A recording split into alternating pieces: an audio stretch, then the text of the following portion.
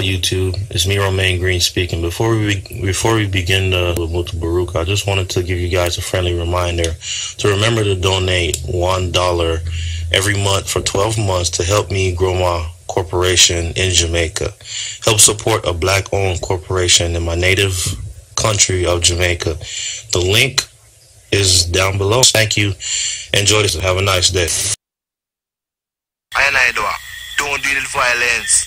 I is peaceful Rasta man. I don't steal, cheat. You see it. I man serve Selassie I continually. No matter what the weak heart say. And I know that I is like a tree that planted by the river of water. And not even the dog that piss against the wall of Babylon shall escape this judgment. For I know that all of you shall witness the day that Babylon shall fall. Here, police here. Who no butt you, box you. Who no kick you. Them do every type of thing to us at that time. Bustamante was there. And he said to them, say, beat them, and let them say Rastafari and Babylon stand. And if I don't kill out Rasta, beat them, and let them say Rastafari and Babylon stand. And if I don't kill out Rasta out of Jamaica, God for blind me. Tell us what the Prime Minister said. Bustamante is the Prime Minister. He has on a cream serge pants, a striped blue shirt with white background. He has on a black water boot, and the bottom of it red. He had a 22 in his side. And him said to the police them, anyway you see one or two, bring them in, dead or alive. And what 14 Barney Street cannot hold, Bogue will hold them. And Bogue is the cemetery? Yes, ma'am.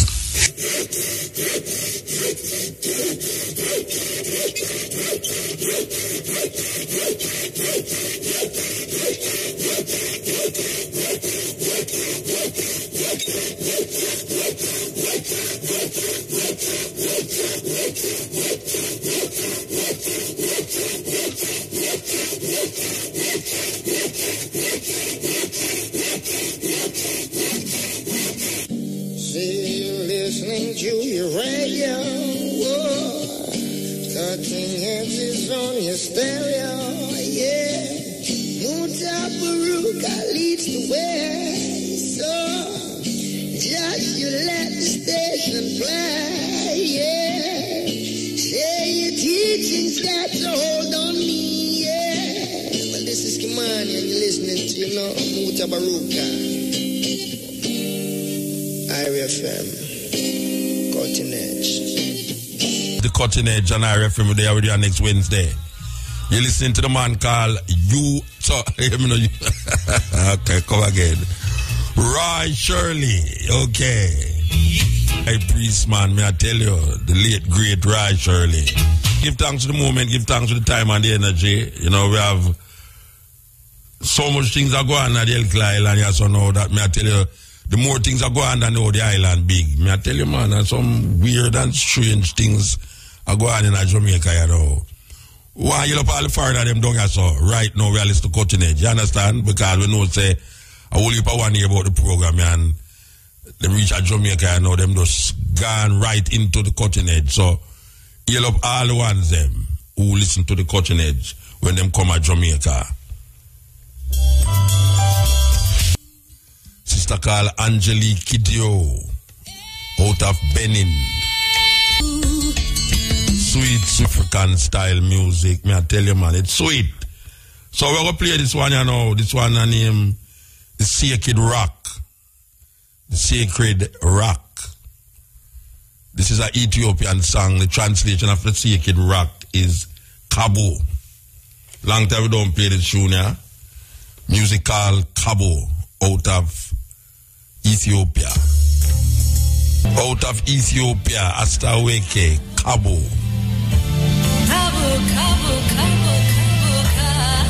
May I tell you, the music, they mesmerizing. Conscious is the mind that appreciate all music. It exalts the mind, man. Yes, it exalts the mind. Continuing the journey musically. Music music with a touch of the Arabic vibes tonight. Yeah, man.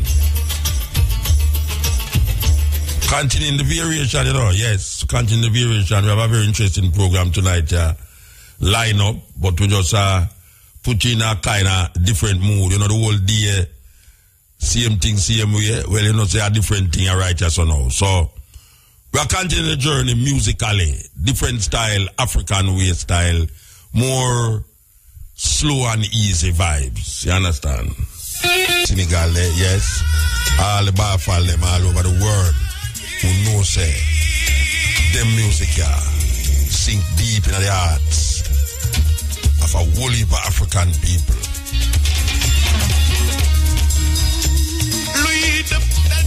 That all 5-10 years from now when you hear them tune, I play somewhere, you say, but wait, so when they are Jamaica, when they are Mutabaruka, I play them tune, yes, a whole heap of people say that. A whole heap of people say that. It's all about exposing the ears to different cultures and different music. Just like how they listen to our music. We don't get the opportunity to listen to their music because we so get caught up in the American music. That we think says only American people are sing music. There is music that is made all over the world in every continent. And we should be able to be exposed to other people's culture through their music.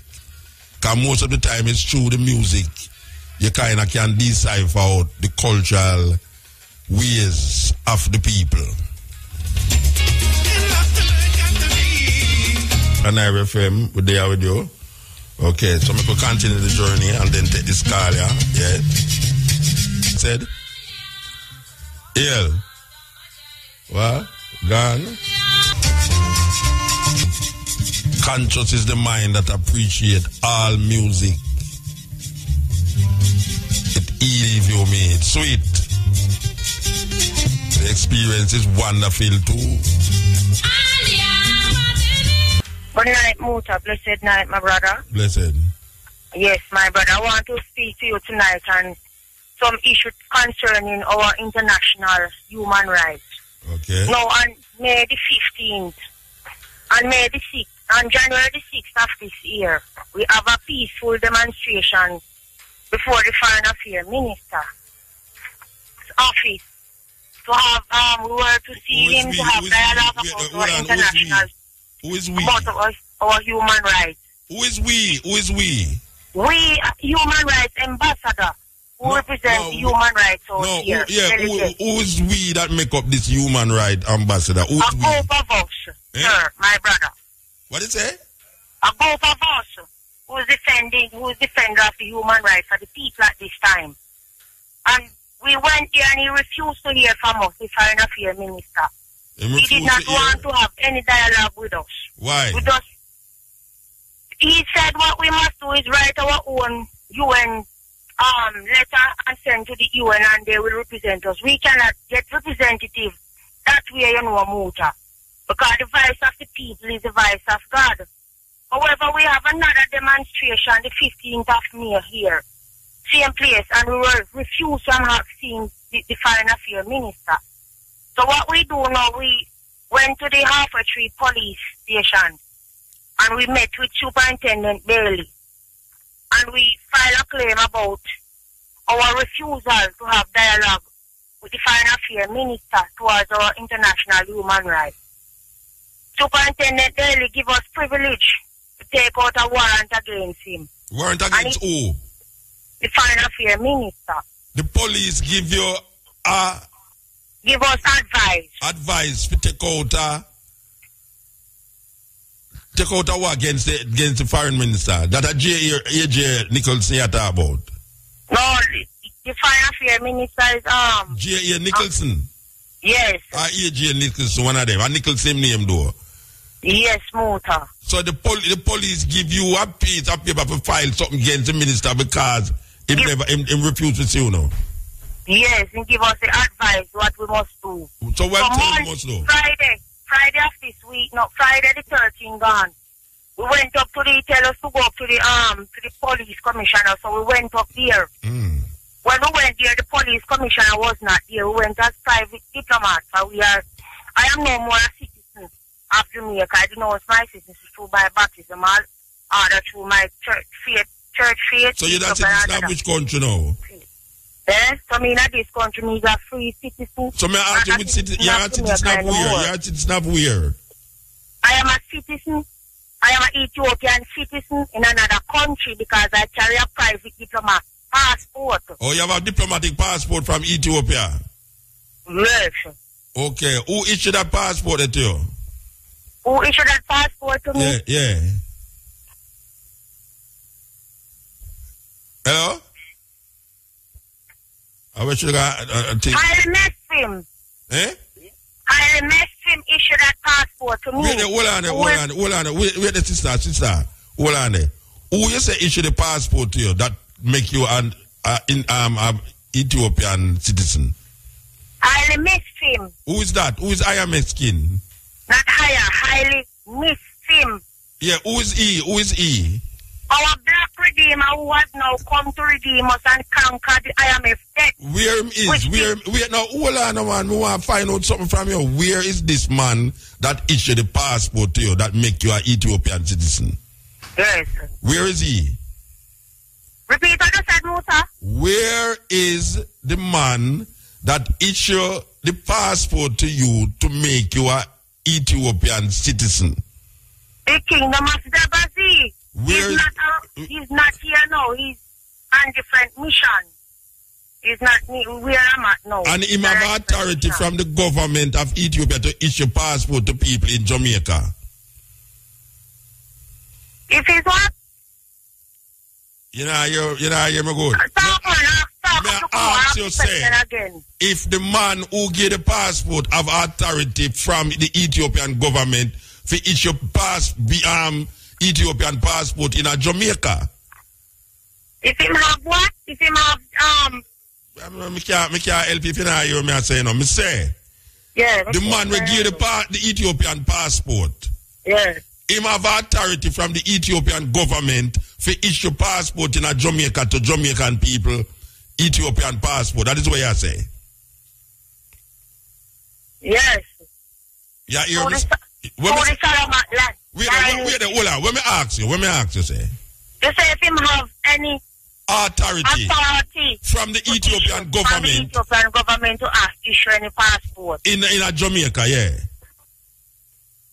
He's a noble royal member of the Christian. I know that me ask you that. Me ask you one question. Me say, the man who give you the passport where it say you is an ambassador, Ethiopian citizen. May I ask you if him have authority from the Ethiopian government for issue passport to Jamaican in a Jamaica Ethiopian passport? That me I want to talk to someone close by. Hold on. Right, Sheffield, me have to talk to somebody else because it's the same thing over 500 times, Rasta. Blessed. Yes, you hear the question of me answer? Yeah, give me a repeat for you, please. Oh, you never hear neither? Oh. She say she renounced her Jamaican citizenship and she's an ambassador of Ethiopia. She have the Ethiopian passport. Okay. And she tell me now, said there is a man here who issue her the Ethiopian passport. I am asking her if the man who give her the Ethiopian passport, if he was authorized by the government of Ethiopia to issue Ethiopian passport to people in Jamaica. Yeah. Well, you see this identification of his passport. You hear me, Muta? Yeah, me I listen to you.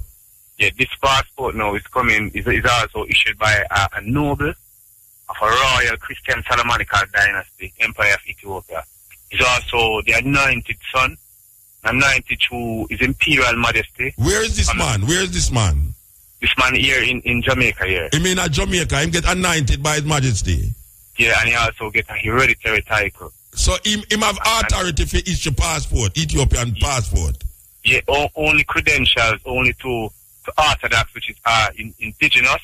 Uncle Who listen, this is what I'm saying now. Yeah. Who stand on the behalf of implementation of international human rights in this Western Hemisphere. So how much I have that passport? How much? Yeah, how much I have that kind of passport that the sister have? At least 5 persons have these passports right now. 5, and you can travel with it? No, well, this passport can't travel as yet. But all the sounds so complicated, Rasta. Then if you have passport, no much can travel with. No, well, then a passport then. This passport what is a passport? What is a passport? A passport? Yes. It's to pass through a port. Yes. But this passport is also of showing us our credential and showing all us pertaining to our international rights. But you can't travel with it.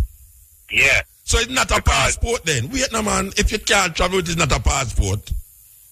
It's not official as yet because I can't Who will make it official? Who will make it official? It's supposed to be recognized under international law because we be living in this Western Hemisphere as citizens, and citizens have no rights.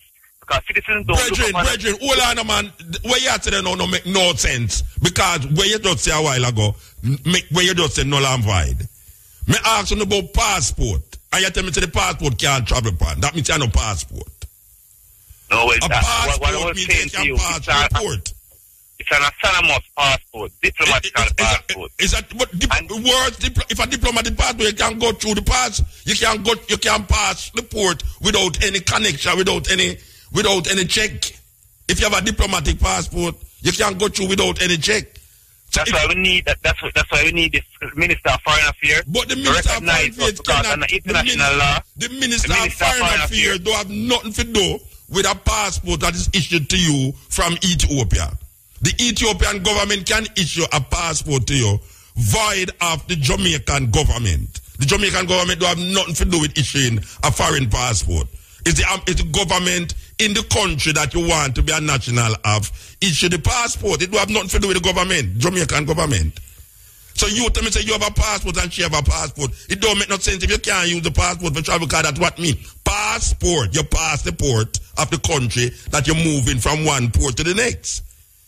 But this man who living in Jamaica, who you claim is of Solomonic dynasty, and that don't have nothing to do with nothing. It don't have nothing to do with nothing. The police cannot tell you must go to the head of the police force to demand that the Minister of Foreign Affairs see you. It don't make no sense, brethren.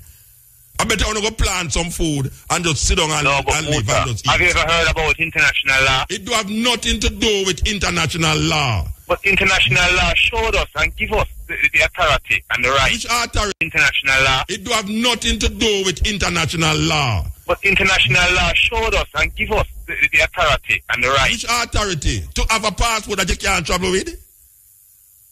No, what I want to say to you. Mm-hmm. The Minister of Foreign Affairs and the international law supposed to recognize the passport haven't been recognized. But the passport, the only way the Minister of Foreign Affairs of Jamaica is going to recognize the passport if the passport was issued by the country that you claim you are a citizen of. If your country that give you the passport, which you say is Ethiopian passport you have, if the country does not recognize that passport, there is no obligation to the Jamaican Foreign Affairs Minister to recognize this passport that cannot even go to the airport with. You can't go to Ethiopia upon the passport there. That's the first thing. So that's a problem in itself. You saying you're an Ethiopian citizen and have a passport that cannot carry you to Ethiopia, it don't make no sense. Brethren, only for wake up Rasta, it don't make no sense. Don't get in an illusion and delusion and create a problem. If you have an Ethiopian passport and you're in Jamaica, it's supposed to can carry you go to Ethiopia. If you have a South African passport and you want to go to South Africa, you can go to South Africa. If you have a Jamaican passport and you want to go to Jamaica, you go to Jamaica. It's just foolishness when I talk about. It's just foolishness. Pure stupidness. I don't understand this madness. What is it that make Jamaican people under this illusion and delusion of Ethiopia and all this madness? Somebody give up them Jamaican citizenship to take an Ethiopian citizenship and have a man down here who is of the Solomonic dynasty, who was ordained by His Majesty, to give you a passport that you can't go to Ethiopia with. What kind of madness is that? Where people get these things from? You're going to march to the Foreign Affairs Minister under the United Nations Charter of Human Rights that you're going to have a passport. You give up your Jamaican passport, forget an Ethiopian passport, and you want the Jamaican Foreign Affairs Minister to recognize this passport, which the government of Ethiopia don't know nothing about. How the hell you can have a Jamaican passport and can't use it to go to Jamaica? What is the crazy? What is madness? If you have a Bermudan passport, it carries you to Bermuda. You can have a Jamaican passport and have a visa in it to Ethiopia, and it carries you there. So if you have a Jamaican passport and it have a visa in there that carry you to Ethiopia, you can go to Ethiopia. If you have an Ethiopian passport, you don't have to have a visa to go into Ethiopia, because it's an Ethiopian passport that says that you are a citizen of the country. Anything else out of that, I don't know what you're talking about. I don't know what you're talking about.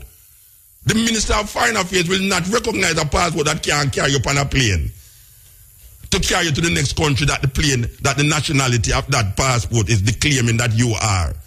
John Tom is a national of Ethiopia. You take your money, buy a ticket, and you go to Ethiopia. You reach at the airport, you show them your Ethiopian passport. You're a national of Ethiopia. The government of Ethiopia supposed to issue that to you. There's no go around it. It has nothing to do with UN, United Nations Charter, this and all this madness where people are talking about. A passport carry you through the port, you pass through the port of the country that is signatory to that passport. And other government recognize the passport if it is coming from the government that your passport recognize that you are a national of that country. What else is there? I don't understand it. It's something wrong with me. It looks like something wrong with me. Because when I hear them things, they get me crazy. It get me crazy because I know say these things are some delusion. I don't know it's what. It's the BD, it's the grabber, I don't know. Something are going in these things where they give people for smoke and drink, Rasta. Or where you read, a confusion. Who is this man in a Jamaica that is issuing passport from the Solomonic dynasty? Well, we must go now start to think about the next man again. The amount of man will come up in a Jamaica. I mean, we must go start think about this man now where they have Deborah Zay. Deborah Zay is a place in Ethiopia, man, bring it, come down here to now and want crown this man you know from the Solomonic dynasty, and him issue passport that is Ethiopian passport that can't make you left the country. Is where people get this thinking from. Why don't you go plant some food? I go hug up your wife, Rasta. Believe you me. I don't understand this irrational thinking. Excellent. Greetings. Blessed. Yes, this is Lou Erasmus Fernandez, Universal Human Rights Ambassador. You are the University what? Universal Human Rights Ambassador with an autonomous diplomatic passport, yes. Diplomatic passport? Oh, you're the is that next man know about the passport thing? No, I'm the individual that issues them out. You issue the passport? Yes. You are anointed from Haile Selassie from the Solomonic dynasty? Yes, my biological father met the emperor in Ethiopia, and that's how I got my birth name. Don't talk so fast for me. Don't talk so fast for me. Sorry. You was anointed by Haile Selassie? Yes. And you are from the Solomonic dynasty? Yes. My name is on the Crown Council website. It's a hereditary title. You are authorized by the government of Ethiopia to issue passport to Jamaicans? No, I don't need the government of Ethiopia. I need international human rights law. Article 13 gives me the right to freedom of movement. Now, give thanks for revealing to the Jamaican people that, yes, there's an individual here with autonomous diplomatic passport. My international human rights, Article 13, is being violated by the Ministry of Foreign Affairs. Yo, I said, don't talk so fast. Talk slow. Sorry. Talk slow that the people them can understand what I say. You say okay, my rights to freedom of movement under Article 13 of the Universal Declaration of the Human Rights Charter is being violated by the Ministry of Foreign Affairs, who's the People's Ministry of Foreign Affairs. Affairs. Now, we had Rima and Jungle Street Youth demonstrating for human rights at the Ministry of Foreign Affairs. The JP and PNP Street Youth want peace. We want international human rights representation in Jamaica. We don't own IMF. We're not in debt. The debt situation belongs to the government corporation, which belongs to the Queen. Yo, listen to what I'm now. Don't go off of the track, man. You're talking about too much thing. You're talking about IMF now. We're not talking about no IMF. We want to clarify something. This is the clarity we want now. You, what is your name? What is your name? Lowell Rasmus bin Haile Selassie. All right, all right, make a call you Haile Selassie then. You, Haile Selassie, it's telling me that you have authority to issue Ethiopian passports in Jamaica. Yes. All right. Who give you the authority to issue Ethiopian passport in Jamaica? To the Ethiopian Orthodox Tweedo Christian Faith and Protestant here in the West. All right. The Ethiopian Orthodox Church, the Ethiopian Orthodox Faith authorize you to give out Ethiopian passport to Jamaican citizens. Well, you have to understand, brother, the faith means the expectation of a better hope. So each individual within I hear what you're saying. I'm asking you. Each individual within the Orthodox faith is a monotheistic Christian faith. It teaches each individual that God's living in your flesh. We're all equal, children of God. I don't worry about the philosophy at the church. There's passport me I talk about. I don't worry about no philosophy at the church. I am asking you a question. Yes. The Ethiopian Orthodox faith says that you, Haile Selassie, is authorized to give out passport to people who claim they are Ethiopians to go to Ethiopia. No, my freedom of movement says I have the right to credentials myself. Article 6 gives me the right to give myself credentials. All right, so credentials. We have the right to identify ourselves under international law. All we're doing is justifying us under international law to show that the Ministry of Foreign Affairs is in violation. He's breaching the Universal Declaration of Human Rights Charter, which Emperor Sasha established for the whole world. You travel? Excuse me? You travel anytime. You sound like you travel. You come like you come from America. I have traveled, but the situation is dealing with the Ministry of Foreign Affairs with violating Human Rights Charter. No. All right, may I ask you a question? You have an American passport? No. And no one voted for the Governor General neither. What kind of passport you have? I have an autonomous diplomatic passport, which was created for the Kingdom of Debazee, which is an autonomous territory that was gifted to the... Boss, you talk so much right now, I ask you one something. Don't answer me one something and don't tell me about 5 things and something. Ask you have an American passport? Yes or no? No, I do not. What passport you use to come to Jamaica? I came here on the ticket. Oh, so you're an American citizen?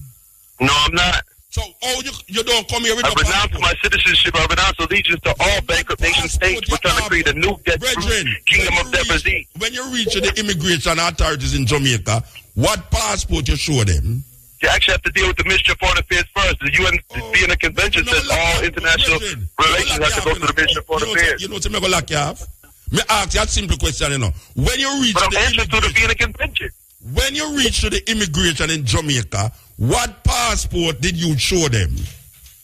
When did I reach? No, when you come in at Jamaica and you reach at the immigration authority, what kind of passport you show them? No, Moto, you're making a mistake. This is a spiritual redemption. We baptize us in Ethiopia.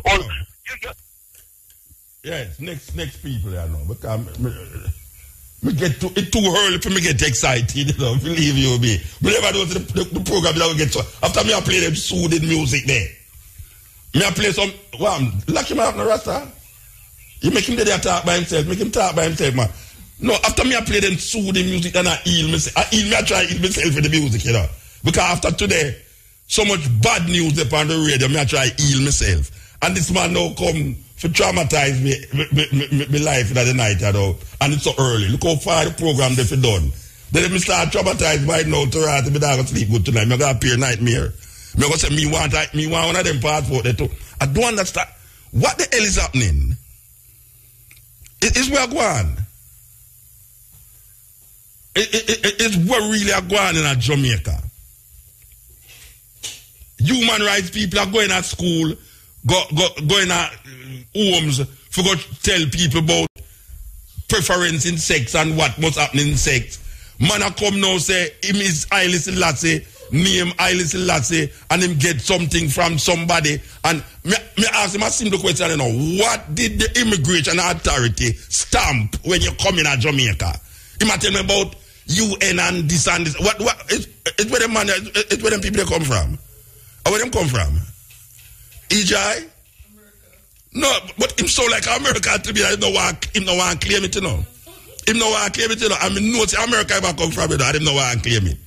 What the hell did he come through the passport? Why him come in a suitcase? How much a suitcase him coming out anyway? All right, me could clip that now. Come really know why I thought you no more of that for the night, you know. Brethren, believe you me. I did after that. All right. All right, sir. The program just started. I was playing all these mellow music that I was getting so soothing my soul. And now my heart turn round crisscross. Now my heart is horizontal in my chest. Believe you me. Okay. We want to talk to the sister here. Very important. This supposed to heal my soul. This sister is supposed to heal my soul. Believe you me. She named Renee Bruce Miller. She has created a Pan-African mobile app. Now, I am not so into computers, but I sat with her half of the day at the Pegasus Hotel the other day talking about this invention that she did. Good night, ma'am. Good night. Good night. Anna Mota, I hope you feel better by the time the call is ended. No, but you can't make me feel worse than the brother there, them two people. Well, this is true. I only bring good news. I spoke to you already, and we were speaking for about 5-6 hours. And yes, and we had a good time. I was not upset in no way when I speak to you. As a matter of fact, I found what you was showing me very interested to the point where I say I have to interview you. Oh, wow. Thank you so much for that. All right. So now, you are a computer wizard, as I can see. No, I'm not really a wizard, but I'm the type of person that if I see something that I want to do, I'll be very determined to get it done. Most of what I know about computers and building websites and development is self-taught, but also I have a background in travel, and original travel development is code. So I just incorporated that into getting what I needed to do done. All right. What I don't know, I went to the library to find out and learn myself. All right. So you choose to go to the computer now, and you recognize the craziness in black people. Every time them turn on them computer is a white man apps them gone on, or them apps Google is white people. And I remember you showing me the richest people them in this game of computers, and no black people turn up on it. No, because you see, the thing is now, where we are as black people, we've just been regulated to the rules of consumerism. If you take Jamaica, for example, if you look back to the history of Jamaica, when the Chinese came, they went to commerce, and the Indians come and them stick with the agriculture, and then who ends up now being the people that are the contributing factors to commerce? We're only a nation of consumers instead of producers. And when you really look at the media, only 6 corporations control 90% of the media and programming, and those are GE, News Corp, Disney, Viacom, Time Warner, and CBS. And so we see what they want us to see, and that goes for here in Jamaica, because everybody have cable, and everyone now has access to the internet. And instead of us using the tool or the vehicle of the internet to say, well, we're going to use it for commerce, we're now looking at it as a way to take picture and eye power one another and say, yeah, my shoes turn up and my ear look good. Instead of really looking at what we're doing, we're spending money for our internet connection on our mobile phones. We're spending money to have wireless service in our homes. But by the same token, we're not using the tool that we have to build commerce amongst ourselves. Meanwhile, these same people are using us.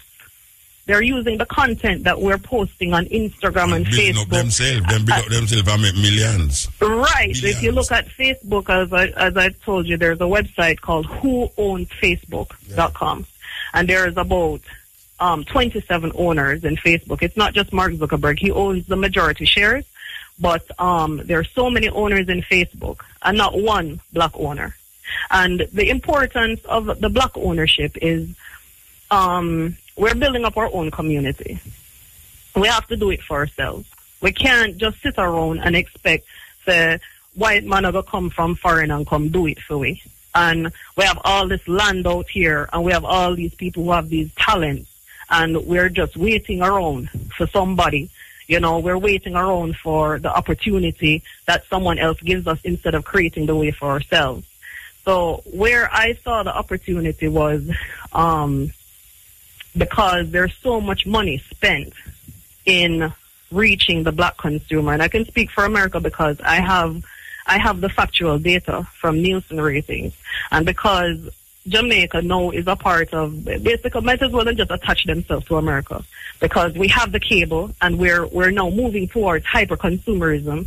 And so now we're just a pool. We've just become a part of the pool that the African-American community is a part of, where they're just eating and shopping and eating. I'm not saying the African Americans are not intelligent and want to try, but the country is so difficult there that they're not really seeing a way. Whereas we know we can say, boy, we go buy a dozen bun and set up a thing out of school and we do a thing. They don't have that luxury. And we are slowly becoming a part of that, because when you look at consumerism on the island here, we have to start learn Mandarin. We have to. Right. We have to. Let me ask you a to question. compete with the Chinese. Right.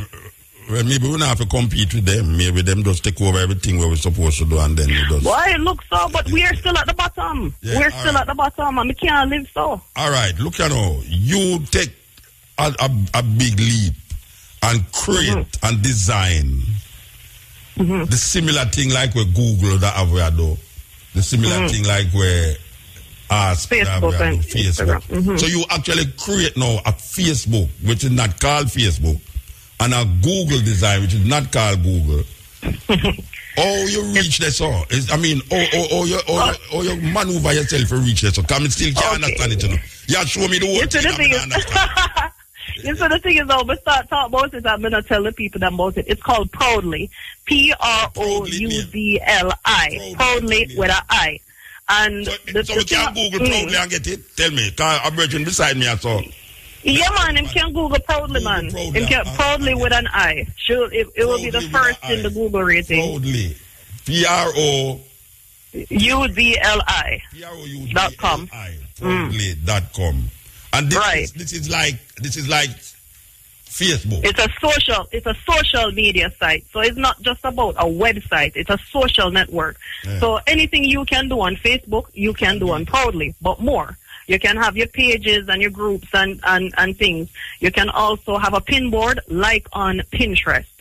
You can upload from your mobile phone, send it straight up to Proudly. You have a music market, and Jamaica is a big place for musicians, where you can sell your own music. If you copyright your music and you own your music, you can sell your music. You can sell it to as many people as you would like. You can list real estate, and another thing too, you can do the crowdfunding. All right, the bridge just find it. Him find it. With the peacock. Yeah, with the peacock. Yeah. All right. Yeah. Let me ask you a question. Believe you me, because I find it intriguing, and I find it, very, very interesting that a sister should have sit down and create something like this. How long it take you to do this? How long it take you for really go through this? All right. When we start working on this version of Proudly, I start work about October of last year, and I kind of put it down. I'm not going to lie, I did get discouraged, and I put it down. And I went back to it again in about January. I pick it up again. And I just decided to get it done, because my whole thing, I was creating something for black people. But when me I look on Facebook, me see people, most of them look sexy, and I take picture about them sexiness. I'm saying, no, these people aren't ready for it.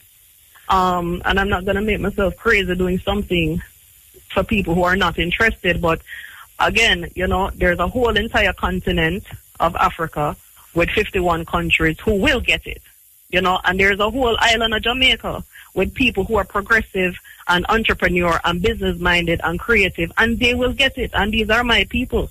So I do this for my people. I'm going to take my time and do it. And, Muta, this whole thing here that you're looking at If you go to the main menu, you sign in, you go to the main menu, you'll see the grid. It's accumulation of work that I've been doing since 2005. I wrote a book. It was never published. It was sent back on fire through the mail by Oxford University Press. It was called an Encyclopedia of Transgressions.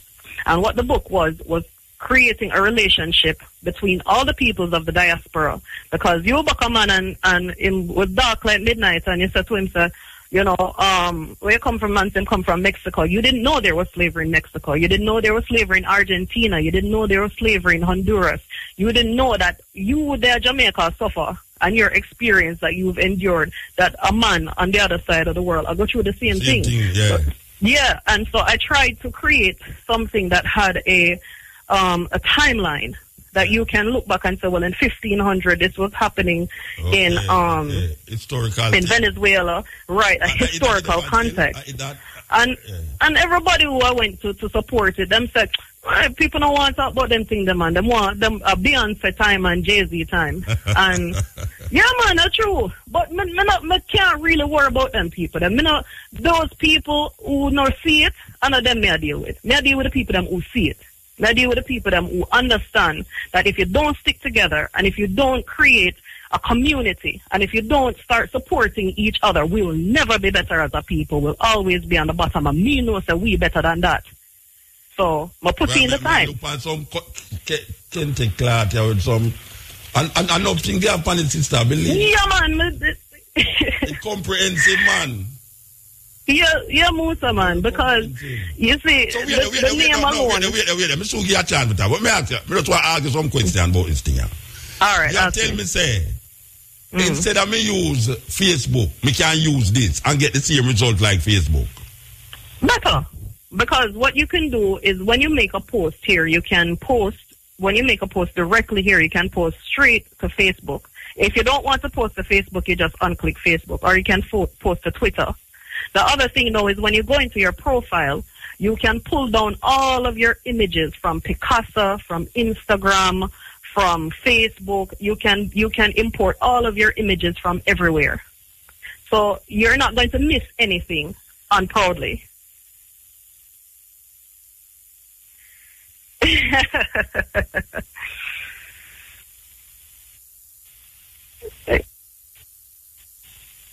Yeah, man. Yeah, because even I now upload directly from Proudly on my phone.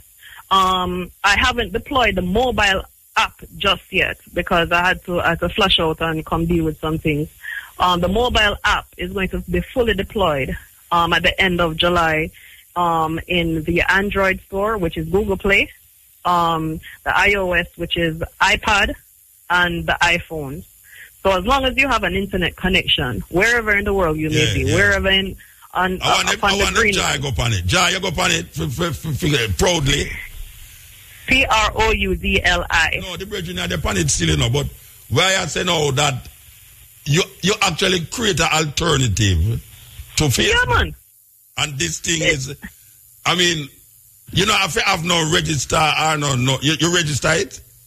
Yeah, man, you have to register and go in. You have to register, create usership. You don't have to go through a whole heap of long heap of hoop. You can register with Facebook or register with Twitter. You know, the hardest part about it wasn't building it, is testing it for the bugs. Yeah. So I'm a test, I'm a retest again, and now to move my servers, you know, and create a new encryption so that it's protected, because I know when you do something like this, enough like an evil eye look around things. So tell me something now. Try you do it. Is there anybody who try hack it out of existence, or can it be hacked out of existence? No, well, to be honest with you, Musa, everything can be hacked, but nobody can hack it out of existence. That means no, man. My backup, my SSL, my encrypted, my lockup, man. Me not say, this is not a challenge. Me not tell nobody to come try. I'm just saying that, you know, there are people out there who hack in the U.S. government. There are people out there who hack in Dow Jones, them hack into Amazon, them hack into eBay. So I'm not saying I'm hack-proof. I'm saying I'm protected and backed up and secured enough to the point that if a little situation go on, I sort out. It's, it not go reach in a way we're gone. So me talk to a future billionaire Jamaican. Me glad to me talk to you. Like you can't remember. So, you know, from your lips to the heavens, you know. Yeah, you see, the important thing, Musa, is people need to understand themselves. Yeah. You see, once you understand yourself and you know that what you're doing, your actions that you do every day, you get up and you're up on Twitter and you're up on Facebook. So you are giving, you're building content. Wait now. Pardon me, but I text today, so I text it, the brethren just signed up a while ago and it means no on it. So it takes I text it meanwhile we attack.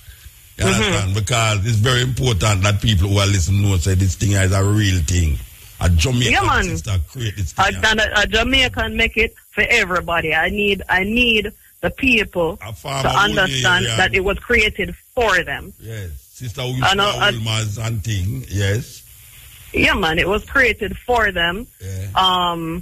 Specifically, not to fleece them or take advantage of them, so them can help themselves. Yeah, because right now, give them an alternative. Yeah, give them an alternative. Yeah, man, but it's not just an alternative in Musa, because all right, basically, what Proudly is.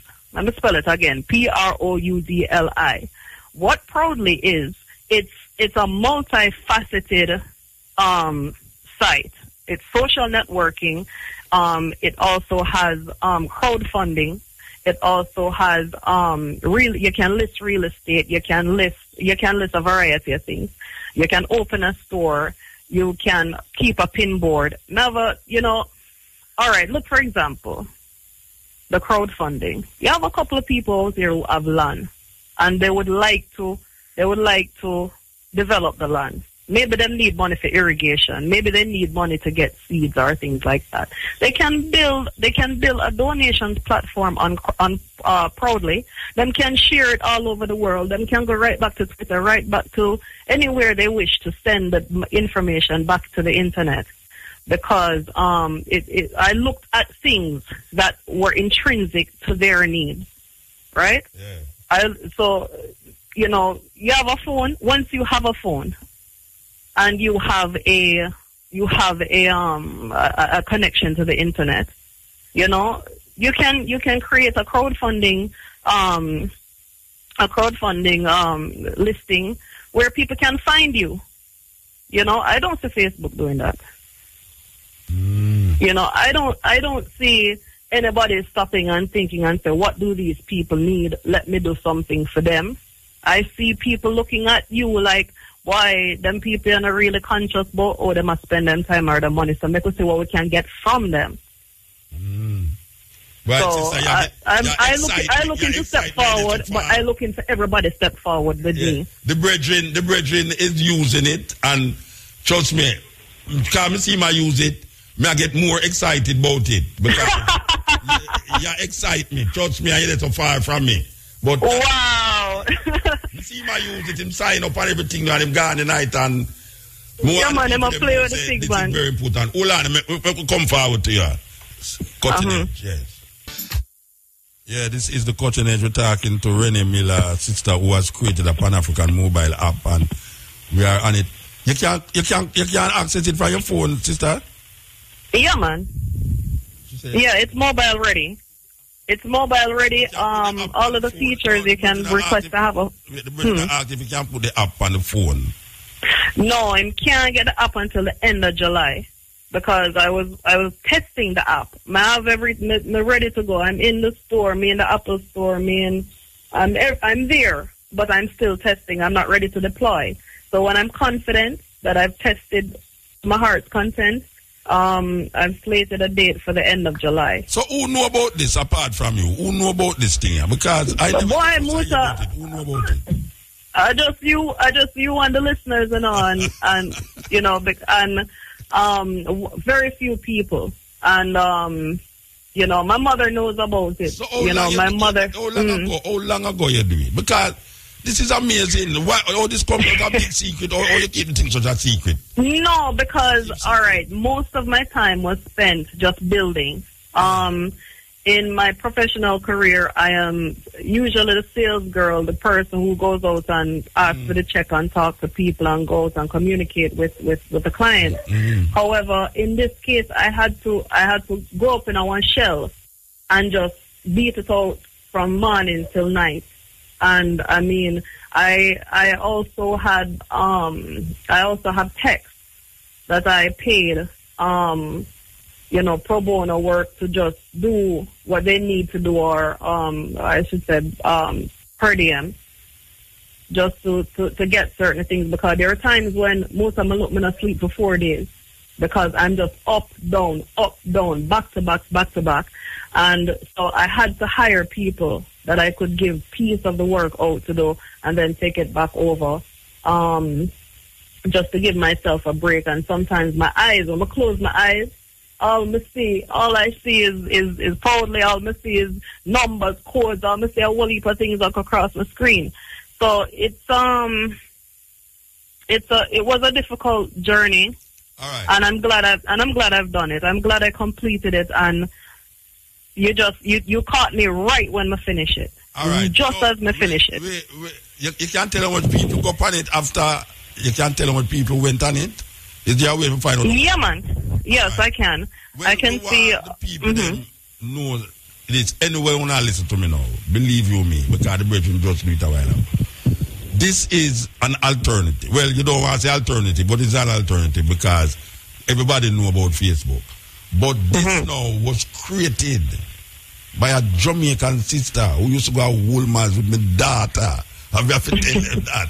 And it amazes I, because I know that Europeans make billions out of these things, and I don't see why a little sister from Jamaica can't make billions out of it. And the only way she can do this is if everyone is aware that you can do this instead of the other one. And I'm a kind of prejudice, you know. It's better you use Proud Eye than Facebook, even though Proud Eye, I love it. I know Proud Eye. Proudly. Proudly, Proudli. But I like that one there, Proud Eye. iPad, you know, I this and I that, and a Proud Eye. I don't know. All right. Yeah, man, Proud Eye. See that? Hear me say no. It's very important that the people them understand where I go on now. Right. This thing that we are speaking of, it do the work and more work than Facebook. And everybody is on Facebook. What the sister is offering now is something that gone beyond Facebook. And it is keeping in line with our African thinking, African consciousness, and black awareness. And to top it all, she's a Jamaican daughter who used to go to Woolmans. You can't want better than that. So I am recommending it. I am personally recommending it. So all is the computer now. Just go on and Proud. Where name Proudy? Proudly, Proudli. Proudly, Booster, Proudly. Proudly. Yeah, man. You can't forget the name there, because we have a song, Say it loud. I'm black and I'm proud. Yes. You notice my logo, the peacock. Yeah, Mr. the peacock. What is prouder than a peacock? Yeah, I'm pretty too. I'm pretty too, and all who look on the peacock, me gonna know something. You try look like the peacock when you come check me. You try look like the peacock when you come check me. Yeah, man, I did have to sell the thing, man. I did have to sell the thing, because you see, what I understand about you now, you Muta, you like a character, and you like people to be themselves. And that was me. Yeah, man, that was me in all of my glory. I think it was you after you wake up. Say again? I thought it was you after you wake up. I just straight out of bed at daytime, a morning time. So I come out fabulous every morning. All right. So but more this you see, me I try to find out if there is any legal implication that you need to take care of before you market it? Or that work? I don't know. What do you mean? You know, I don't know. Like, okay, all right. Let's go to the legal implications. Let's start.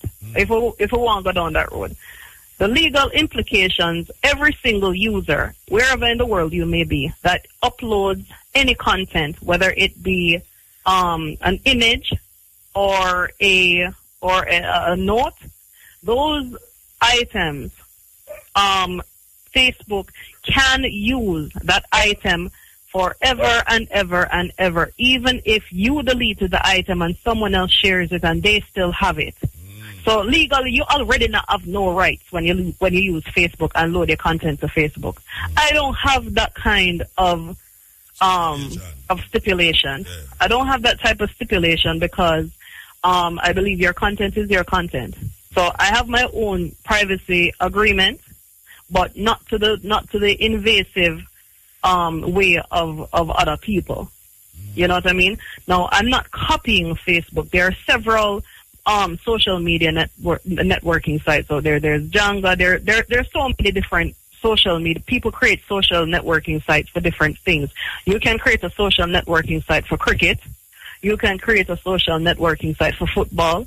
You can create so many things, but I created this one specifically because I saw where there was a need for us to be more conscious about how we spend our time, about what we do with our time, what we're doing with all these 5 megapixel cell phone and camera, what can zoom and go far and take picture. Why aren't we taking photographs of something that we created? We're creative people. We're intrinsically creative people, and we can use our creativity and connect it with this connection. We have so many with this internet connection. Jamaica is not like one time where 1 and 2 man have internet. Everybody has it now. Why are we paying so much money to be connected? To fast pump people business and say, boy, she look good.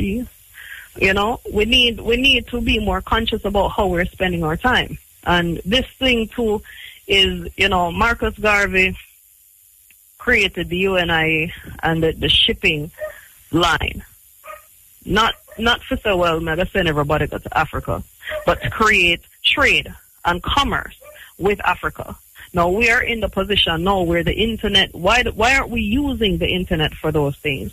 And, black-owned media is a necessary part of black-owned trade, Without media outlet, retailers won't be confident in reaching their target audience, So we need to focus on the black-owned media, the advertising, and especially the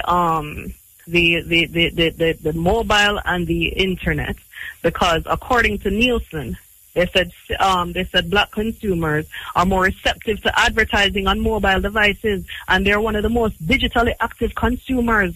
I will send you this email. I will send you this. They said in comparison to other people, of the world, that 63% of black adults make a purchase online, and 16% of black adults are more likely than the average U.S.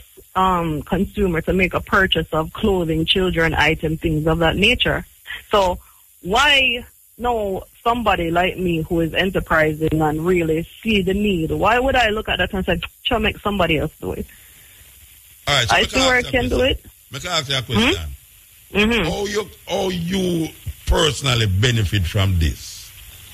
No, I will benefit. Indeed, I will benefit because... Tell me how them do it, like Facebook. How you benefit from... Facebook benefits by advertising. Okay. But, Facebook has usership. And if you look at the people who own Facebook, you're talking about Goldman Sachs. You're talking about the mega financial houses of the world. T. Rowe Price. You're talking about people who are already behind media. So all they have to do, it's nothing to get into the New York Times. It's nothing to get into the Financial Times to say, there's a new app out called Facebook. right? And then a reporter reads it, picks it up, and then you look, you see it on the news, and everyone starts using the Facebook. So Facebook has its core intrinsic investors who contributed unanimously to the global outreach of Facebook. But where we are at a stretch now is that we're only using the thing to really talk about people. We're not using the thing for our own progress and our success. Commerce and industry. Right, for commerce and industry. And that's really... Is there any other black-done-owned apps that you know of? Or this is the first one that you know of? Why, I'm sure somebody must make one, but I haven't seen it yet. Okay, so... Yeah, I haven't seen it yet. I saw something because I looked around and I found a couple. I Googled black-owned websites. You can do it while you're there, you know. You could Google ask the brother for Google it for you. You can Google black-owned website. You're going to get one called Black Planet, and you're going to get one called Black People Meet. Black Planet is really about dating, so is Black People Meet. And I'm sure we do more than dating. I'm sure we do more than looking one another. You know what I'm saying? And I hopefully the idea is to encourage individuals that they have an outlet. They have a way to reach people.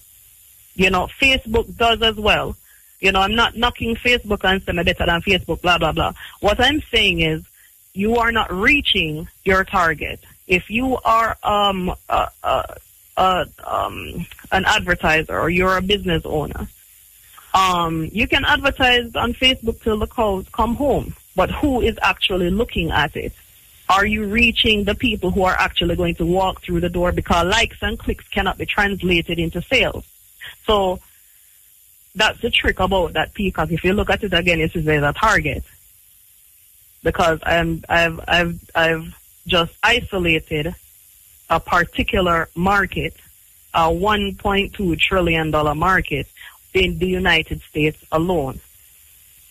Can I ask you a question? And can you make me a promise that you can give me one? I'm not hearing you, Mota. You're kind of low. I'm asking you, could you just make me a promise that you're giving me 1% of your business here? You know what? 1%. Yes. You know why, Musa? Yeah. Because I showed it to you and you saw it. And it's very few people who can look at something like this and really understand the value and the power of it. You can explain it to people, but if they can't see it with the eye that you see it, they're not going to get it. They're not going to get it. And saying, yes, I can get the 1%. Yeah, man. Why not? The whole world here, you say that, don't you know? The whole world, and guess what? Every time it plays over and over and over and over and over, everybody is going to hear. I say I'm going to give Musa 1%. Today's what? The 18th? The 18th of June, 2014. Most of y'all call down some wealth for wealth and billions from me now, you know. You know why me do that? That me do, you know. Yeah, man, call it down, man. 5 years from now, listen to me. 5 years from now, when you have your first $1 billion, and you say, but Mutabaruka was the first person. You think me I go forget that? So no, I'm not say I forget. I know that part. I want you remember the part of me I tell you about now, the 1%. And the 1% me I talk about, you know. 1%. Yeah. Boy, only, you know, say only, let me make everybody know, only Muta can get 1%. Okay. Nobody else no come ask me for nothing. Right. Only Muta can get 1%. Me can't retire though, I go sit down. You can go. Well, you know what, Muta? Yeah. Honestly, I do need investors. I do need help. No, because I am, Muta, this whole company what you see here is an army of one. I'm not gonna go around any, you know, come and hide and tell you, say, well, we're doing so well and it's fabulous. It's an army of one. All right, what you want the investors to do? I need to hire people. I need to hire my people. I need my people to use the things so I can turn around and hire people. You know, I was at an interview, at a graduation earlier with Ronnie Thwaites, and he was discussing where the graduates are coming out and they're coming out unprepared for the world, because they're not learning coding.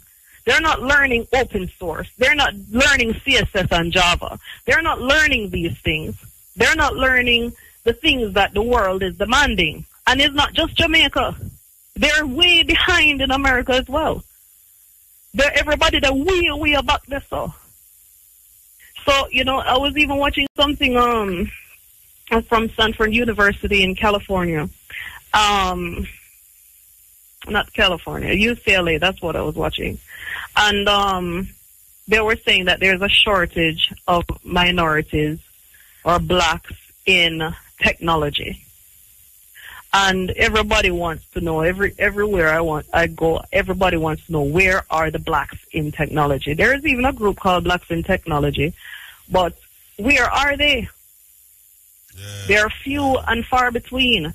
And if I can get the support of our people, my people all over the world, all right. You know, they're building a company because I need to hire people to help me. Me one can't do this. Me want no one get rich. Me want enough people get rich with me, so I need investors as well. You want to give out your number that people can know how to contact you? Okay, I want you to. All right, it would be best for an email. Okay, all right, because I'm in the middle of traveling and doing a lot of promotion for this thing right now. Yeah, give out the email. Okay, the email is proudlyapp@gmail.com. So that's proudlyapp@gmail.com. And if you can't remember that, just remember Proudly, PROUDLI. All of my contact information is on the website itself. Okay. Mm-hmm. Yeah. So you can fill out a form, you can send an email, you can reach me 24 hours a day. I'm always checking my email. So well, we just want people them again. Once again, we want to tell the people them that this is available and very important. The Pan-African mobile app, and it was created, designed, originated by Bruce Miller. Yep. Sister, give thanks. And give thanks, many success. It is a wonderful thing you have done. It's moving forward. This is where we call moving forward. When black people move forward, this is moving forward. I will give thanks. Anna Muta, respect. We'll make the billion, we'll send you the 1%. Yes, I will. Don't you think I will forget that? You think I have? No, don't think me I will forget either. Me no them the kind of people that. Yeah, I expect 5 years from I will. Don't you think I will forget that? You think I have? No, don't think me I will forget either. Me no them the kind of people that. Yeah, I expect 5 years from now. 5 years. No, sooner than that. All right, I love you. Give thanks, yeah. All right, Anna Muta, Anna. Blessed. Yes.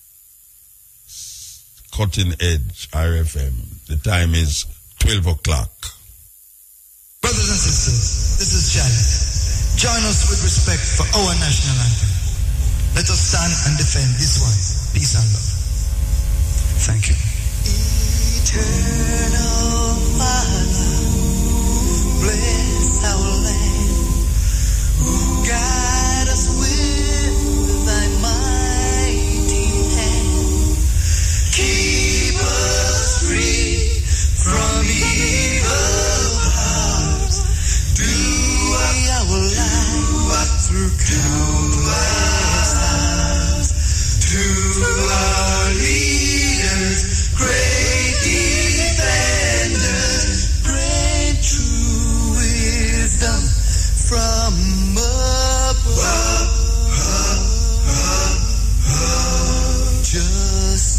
Justice, truth, be ours forever. Jamaica, land we love. Jamaica,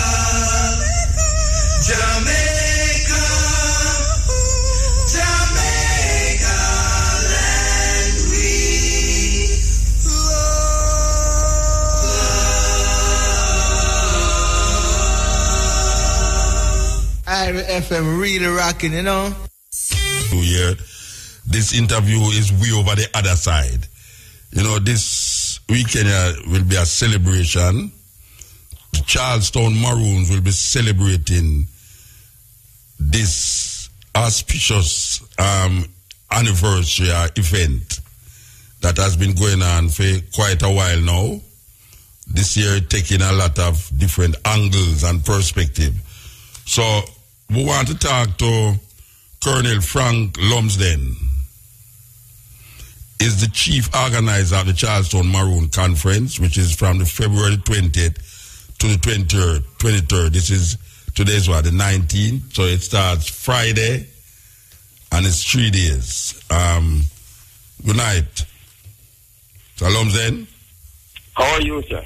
Blessed man. How are you doing, man? A quick correction. It's actually 4 days. Friday to Monday. Oh, 20. Yeah. Sorry about that. Yes, 20 to 23rd. Okay. Yeah. And this is the 275th anniversary of the treaty, the signing of the treaty. Victory of Paul over the British at the Spanish River that led to the signing of the treaty. Yeah, all right. You know, before we start, but there's a place named Kuno Pass. Yeah. That leads down to a little town named Friday. Kuno Pass, I was told, walking through that pass, and I reached a certain spot, I was informed that when the British was running down Quaco, him shirt itched on a tree down there. And them never catch him, but them catch him short. Thus the saying, you can't catch Quaco, you catch him short. I don't know if you ever hear that story before. Actually, no, I've never heard that story. But I'm sure oral historians would justify that. The way that I interpret you can't catch Quaco, you catch him short, is that Quaco's raid were so daring, so audacious. Yes, in and out, in the invisible hunter. He was gone before you could catch him. Yes. All right, tell us exactly what going to happen this time around at Charlestown from Friday onward. Tell us exactly what going to happen. Well, we're starting the conference on Friday, and it's interesting that the first two presentations are on Taínos. The theme of the conference is indigeneity, the study of, we're looking at indigenous people, to provide indigenous people with a platform to speak to one another, and to see where our interests lie. They are a community without borders of indigenous people, and it starts on Friday. And on that Friday, we have also a walk. It's more than just a conference. Okay. It's also a trekking tour. These Taínos, are they the same Taínos that was at the celebration that we kept at Raya Nueve the other day? Rio Nueve. Yeah. Some are the same, but not all of them. Okay. Some are different. Okay. So what will they be doing? What will they be doing? Well, they will be having, the morning ceremonies. Okay. Because it starts early, the rituals, and then there's the examination of Taínos and the relationship with Maroons. Okay. Establishing that, and also Beverly Carey will be presented with the Nani Beng Award for her service to the Maroon cause. She wrote the book, The Story of the Maroons, right? She's the one who wrote the Story of the Maroons. Right, yes. Yeah, I had her on this program years ago. I had her on the program. Yes. Her family, the Townsend, are hog hunters in Moortown. Okay. And the Saturday it will be opened actually by by Diane McIntosh from the Minister of Finance, the Director General from the Minister of Finance. I mean, interesting collaboration. Because we have to be constantly forming a new alliances to do what we have to do, and it continues. I mean, it's interesting that tomorrow a contingent of Surinamese is coming in, 7 of them actually, including the grandma from the Suriname Maroons. He is coming to install Sister Gloria, Mama G, as the first female grandma, that is a paramount chief of Suriname. She was installed in Suriname, and they're coming to perform this ritual here, and it's being done on the Sunday. And then now, yes. No, we're going through the days, you can continue. Yes. There will be a movie shown, on the Saturday night. It has a great deal to do with reparation and Africa, and how it looks and what it looks like, a bit on Maroons too. Very, very interesting documentary. And that evening we have actually built 3 huts for the Surinamese, because the grandma has to stay in a house by himself. So and he's bringing his interior minister and his finance minister. So we built three cottages for them. I mean, this is like a natural progression. The next phase of the development is providing cottages. So we are demand driven, and down there we have created a huge fireplace, so that what you have is like a Surinamese village with the drumming and dancing that night also. So is there a contingent from the compound Maroons? Will they be taking part in it, or just from that side of the island? No, from each Maroon community. Yes. When each Maroon community have their celebration or their event, all other Maroon communities make that there. They take part. They bring greetings, and they bring the drumming and dancing also. That's a given. This is why on 1st of August, other people, would want for us to be there. But we are committed to Scott Saul on the 1st of August. So yes, they most certainly be there. Will be there. All right. I noticed that you have Coxon and Winston Blake as part of this year's celebration. Yes. And I am told that Coxon and Winston Blake, well, I know Winston Blake come from St. Thomas. I don't know which part Coxon come from still, but I hear that they are maroon blood. Them have maroon blood. I mean, whatsoever that mean, maroon blood. But here's the thing with Blake. Blake is of blood follows them. His grand uncle was Ezekiel Dean, was a colonel in St. Thomas. Cox and Dogs. You know where their supper yard is. You've been there. Yes. Right there was a primary school. Yes. That's where Cox and Dogs went to school. And that is linked with me, because he grew up in Charlestown. So what will they be doing? I know Winston obviously are going to play music, but apart from, is there to play music for that day? Yes, and he'll be playing the music of Cox and Dogs and Duke Reed. The 2 long-time stalwarts, them producers. Right, and you'll also be looking at his the Deans are a very strong Maroon family, and in the Maroon cemetery in Charlestown, because we have two, one for Maroons and one for non-Maroons, and in the cemetery of the Maroon burial ground, families have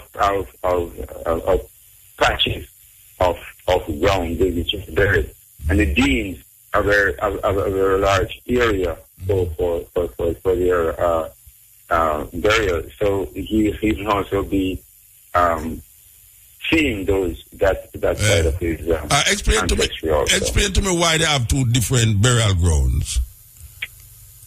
Basically, we don't want to mix the spirits. You don't want to mix the spirits, right? Meaning when we call, we don't want the confusion.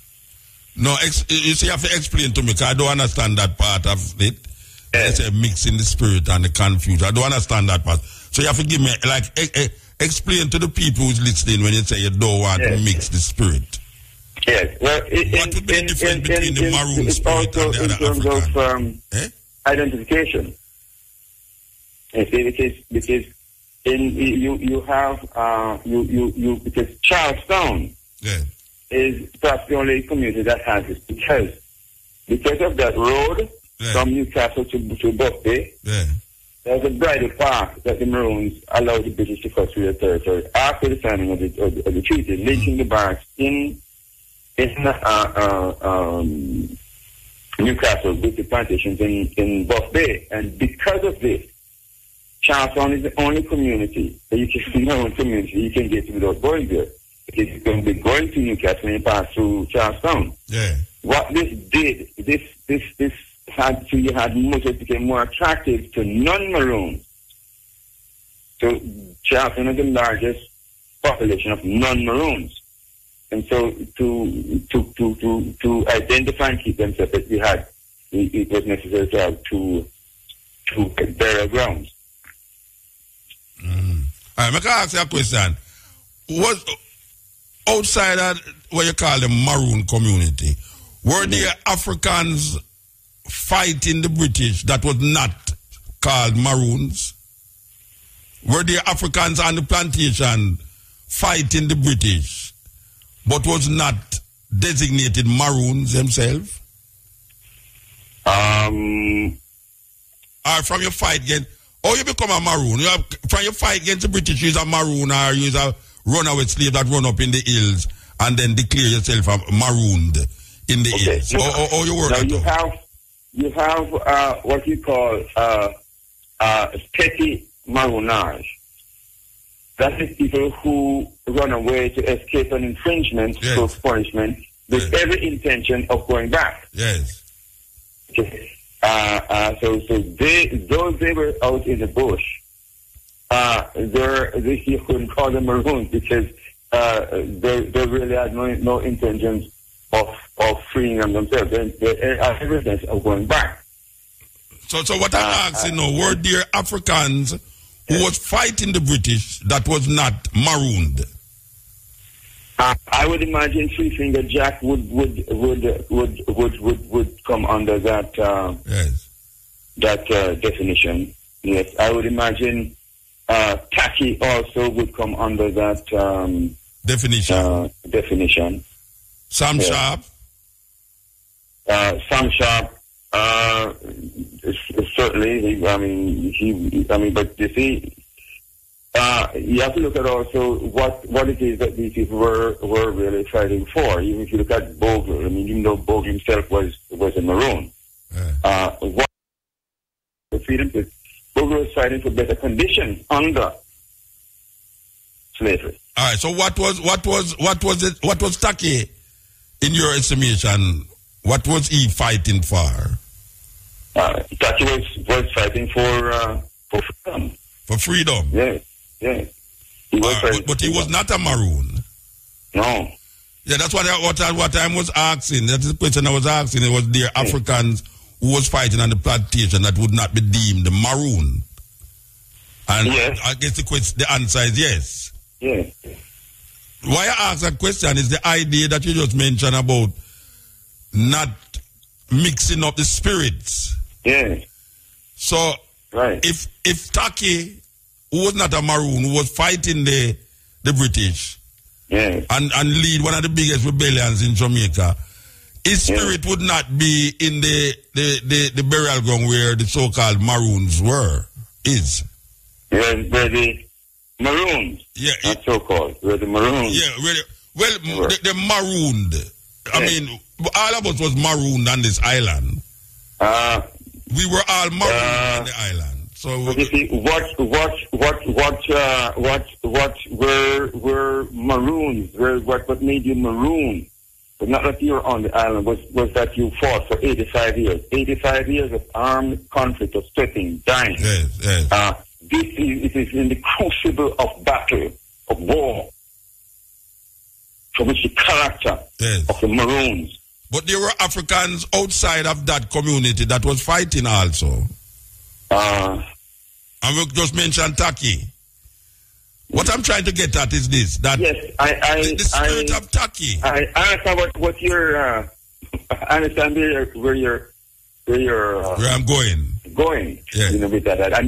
I read your epilogue. Well, I don't go there. I don't go there, you know. So you can't assume that where I'm going. Since I know where you're. No, don't assume that I'm going anywhere. But it is that battle, not just for a period of time, not for a year, but for 85 years. All right. So what? This is what made you man. It is in this Soviet period which even Barry Chevron said that after 85 years they had become a people unto themselves. Yeah. Barry Chevron we realize that. From him. Yeah, we realize that. Yes. But I want to go back to the spirit thing that you mentioned. I'm saying now, what would make Taki's spirit? Mm-hmm. The difference between Taki's spirit and a Maroon spirit is that the Maroons was fighting for 85 years, not necessarily the person who buried in the the descendants of the descendants of. But then now we have. What would be the confusion if Taki was in the Maroon graveyard? What would be the confusion in that spirit?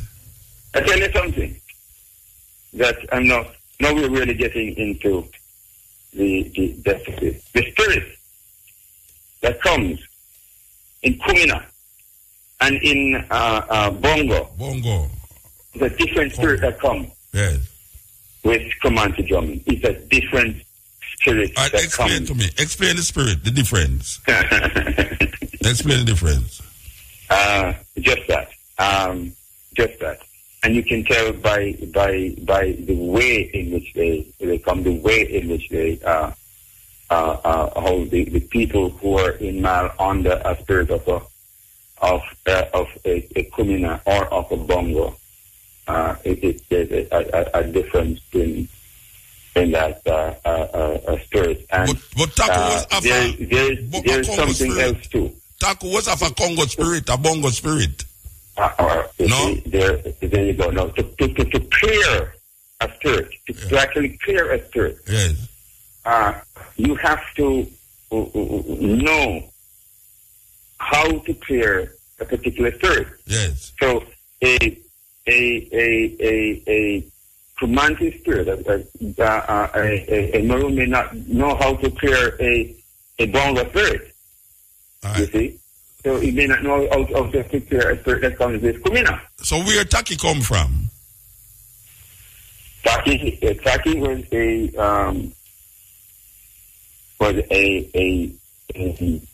a chief. No, we talk about Coromante. We talk about Coromante. Yes. So we can also talk about Asante also. But I'm saying now that Taki, that spirit that drive Taki to lead the biggest slave uprising in Jamaica. And he was not a Maroon. No. What would cause this group, Maroon, to say or to validate that they wouldn't want the Maroon spirit to mix with Taki spirit because he was not a Maroon? You know one of the problems that Maroons had with Taki? Yes. whether he destroyed 3 of their establishments. He did what? He destroyed 3 of their establishments because the Maroons are establishment where they trade lumber and meat with the British. And they've destroyed He destroyed 3. So that is why they capture him. That is why they capture him and hand him over to the British. Pardon? That is why they capture him and hand him over to the British. It became who is the baddest dog in the bush. That's what it really came down to. Who is the baddest dog in the bush? No, what I'm saying that was, so the Maroons became the baddest dog in the bush. So they captured Taki and hand him over and cut off his head and he put on a stick and that was the end of that rebellion. If you destroy 2 of my establishment, what do you think I'm going to do? Well, maybe I wouldn't hand you over to the enemy. Well, maybe I would chastise you as an ex-African, but I wouldn't hand you over to the enemy. Well, it's one thing to think about ourselves now. Yeah, but at that time you couldn't think about that. This is why in the museum in Charlestown, yes, we have the entrance of it. The Maroons, by the daily struggle for freedom, forged for themselves an identity according to which they judge themselves. Yes. If you do not understand the struggle, according to the days that they were living in, so they were living in a certain time, it's going to be fraud. Yeah. So we now justify Paul Bogle now, who was a Maroon. Paul Bogle was told not to get involved with the Baptist Church by the Maroons. He was a Maroon. No, I'm saying no. By the Maroons not to get involved with the Baptist Church. When he did. Oh, wait. Because stick up in. Paul Bogle was told by the Maroons not to get involved in what? With the Baptist Church. With the Baptist Church. Right. So why did he get involved with the Baptist Church? Who can tell a man's heart and a man's spirit? So when he went to Moortown, he was told not to go to Moortown without someone interceding for him. He went. He had a party with the people in Moortown. Yes. And he thought that gave him authority. Something that they were going to support him, but that's not so. So that is why the Maroons hand him over to the British.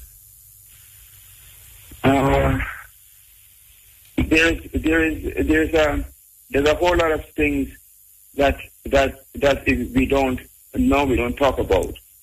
One of the things that the Colonel Fife found in the pocket of one of Bogle's followers was the finger ring of a minister who was a very good friend of Fife, who was a very good friend of the Maroons. They found his finger ring with the ring on the finger in his pocket. This was a Maroon finger, or was a white man finger? No. It was a British. It was a white man finger. It was a minister. Yeah, a white man finger. It was a white man finger that they found. Let us back up a little bit when you say white here now. When you back up a little bit. White man mean a British, it's a European. It was the Jews. All right, well, Jews, white people, it don't matter. It was the Jews that sold Maroons the ammunition. No. It was the Jewish boys that signed the traveling paper for the Maroons. They're white. What do you say to that? They're white, but they were helping the Maroons. No, listen to me. Wait. We're talking about the finger that they found with Paul Bogle. Yeah. This finger not with Paul Bogle. Sorry. But with one of his followers. His followers, yes. Who had killed the minister. Yeah, so I'm saying now, this minister that was killed was a British subject operating in Jamaica. I'll say yes. All right. So now, because am I to believe that because this killing was done by this to this British who was helping the Maroons decide now that they're going to take revenge on Paul Bogle and his followers?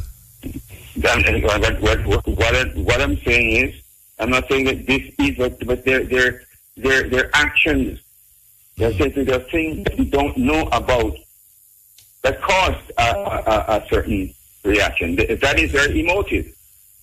Is the problem? No, here's the problem. The problem is that one man was not a Maroon, and he led the biggest rebellion against the British, and he was captured by the Maroons because the Maroons saying that him burn down some place or from them place. The next one was a Maroon, and them still, because him kill a white man, them come now and say them capture. But do you understand the relationship with the Maroons and the Baptist Church?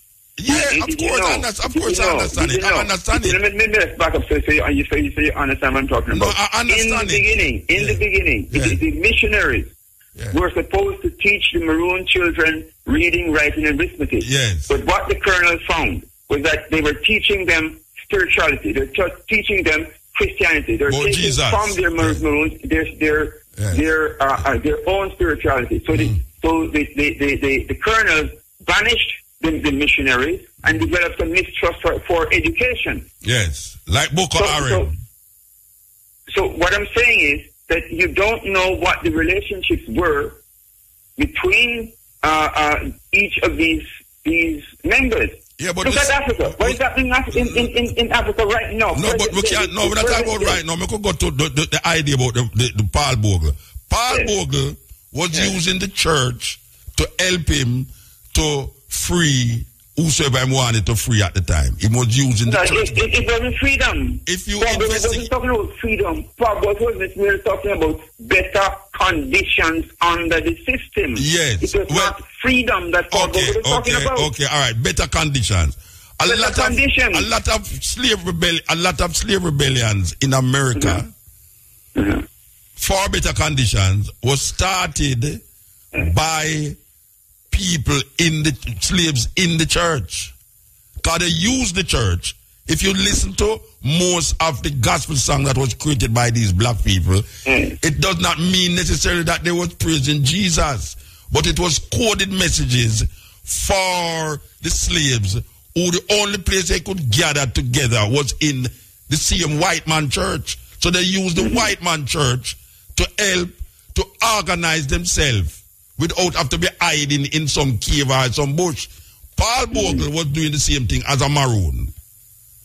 But Paul Bogle went on the wrong side of the Maroons because the Maroons was defending their association with the British, and in order to maintain that association, they had to do something against Paul Bogle. That is really what took place. And if we look on the other side of it, it's the same thing with Taki. Taki went on the wrong side of the Maroons, even though he led the biggest and more devastating rebellion against the Europeans.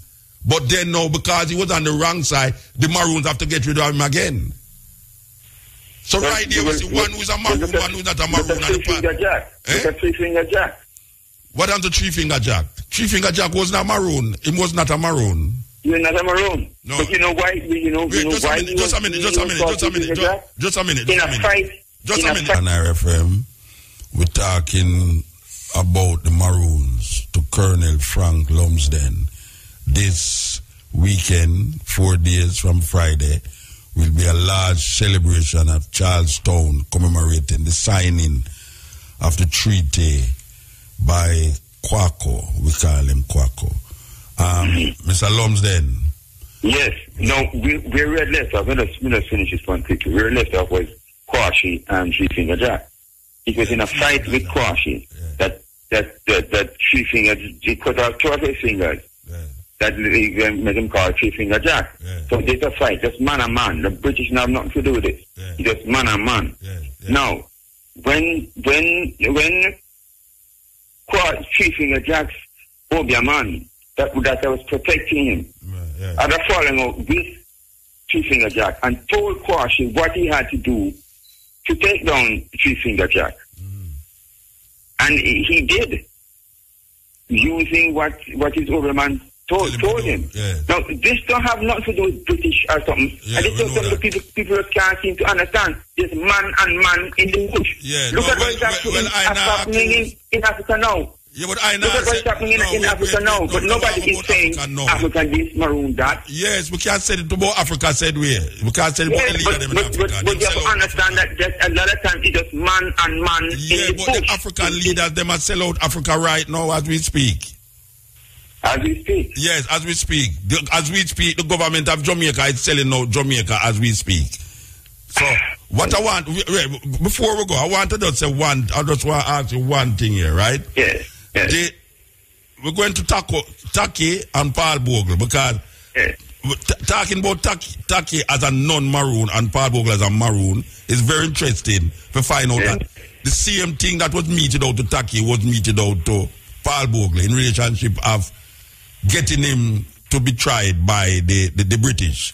So the part of the signing of this treaty, according to what I read, and the Maroons in a compound keep saying the reason why Kojo signed that is because him couldn't read what he was signing.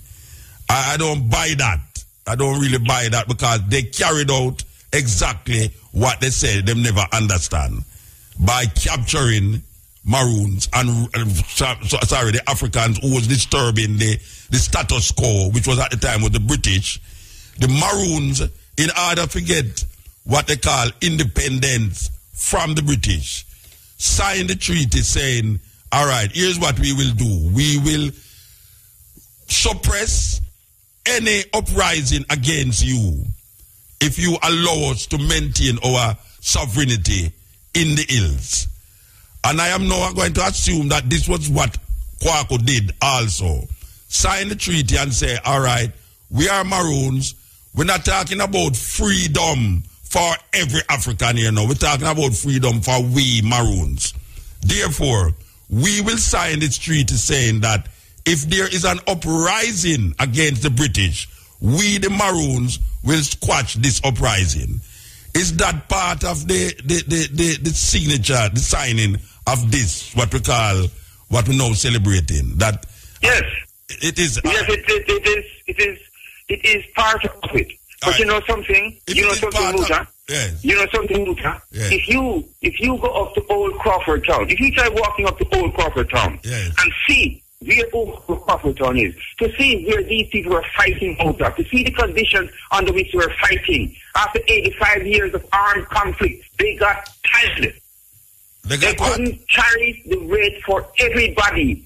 They got tired. They wanted to become self-preservation. It was a different set of That's people. what it became. Self-preservation for their people. Because look, there were how many thousands of people you see, that slaves on the plantation. And so few Marines, you know how Mr. Lumsden, this is the problem I have with the Maroons. This is the problem I have with this argument about Maroons. They say, for self-preservation. The Maroons who came here like every other African who is on this island. They never come here as Maroon. Them come here as... not every other African took to the bush. Yeah, but other like Africans was fighting also. And fought and died, fighting down, fighting... Other Africans were fighting also that were not Maroons.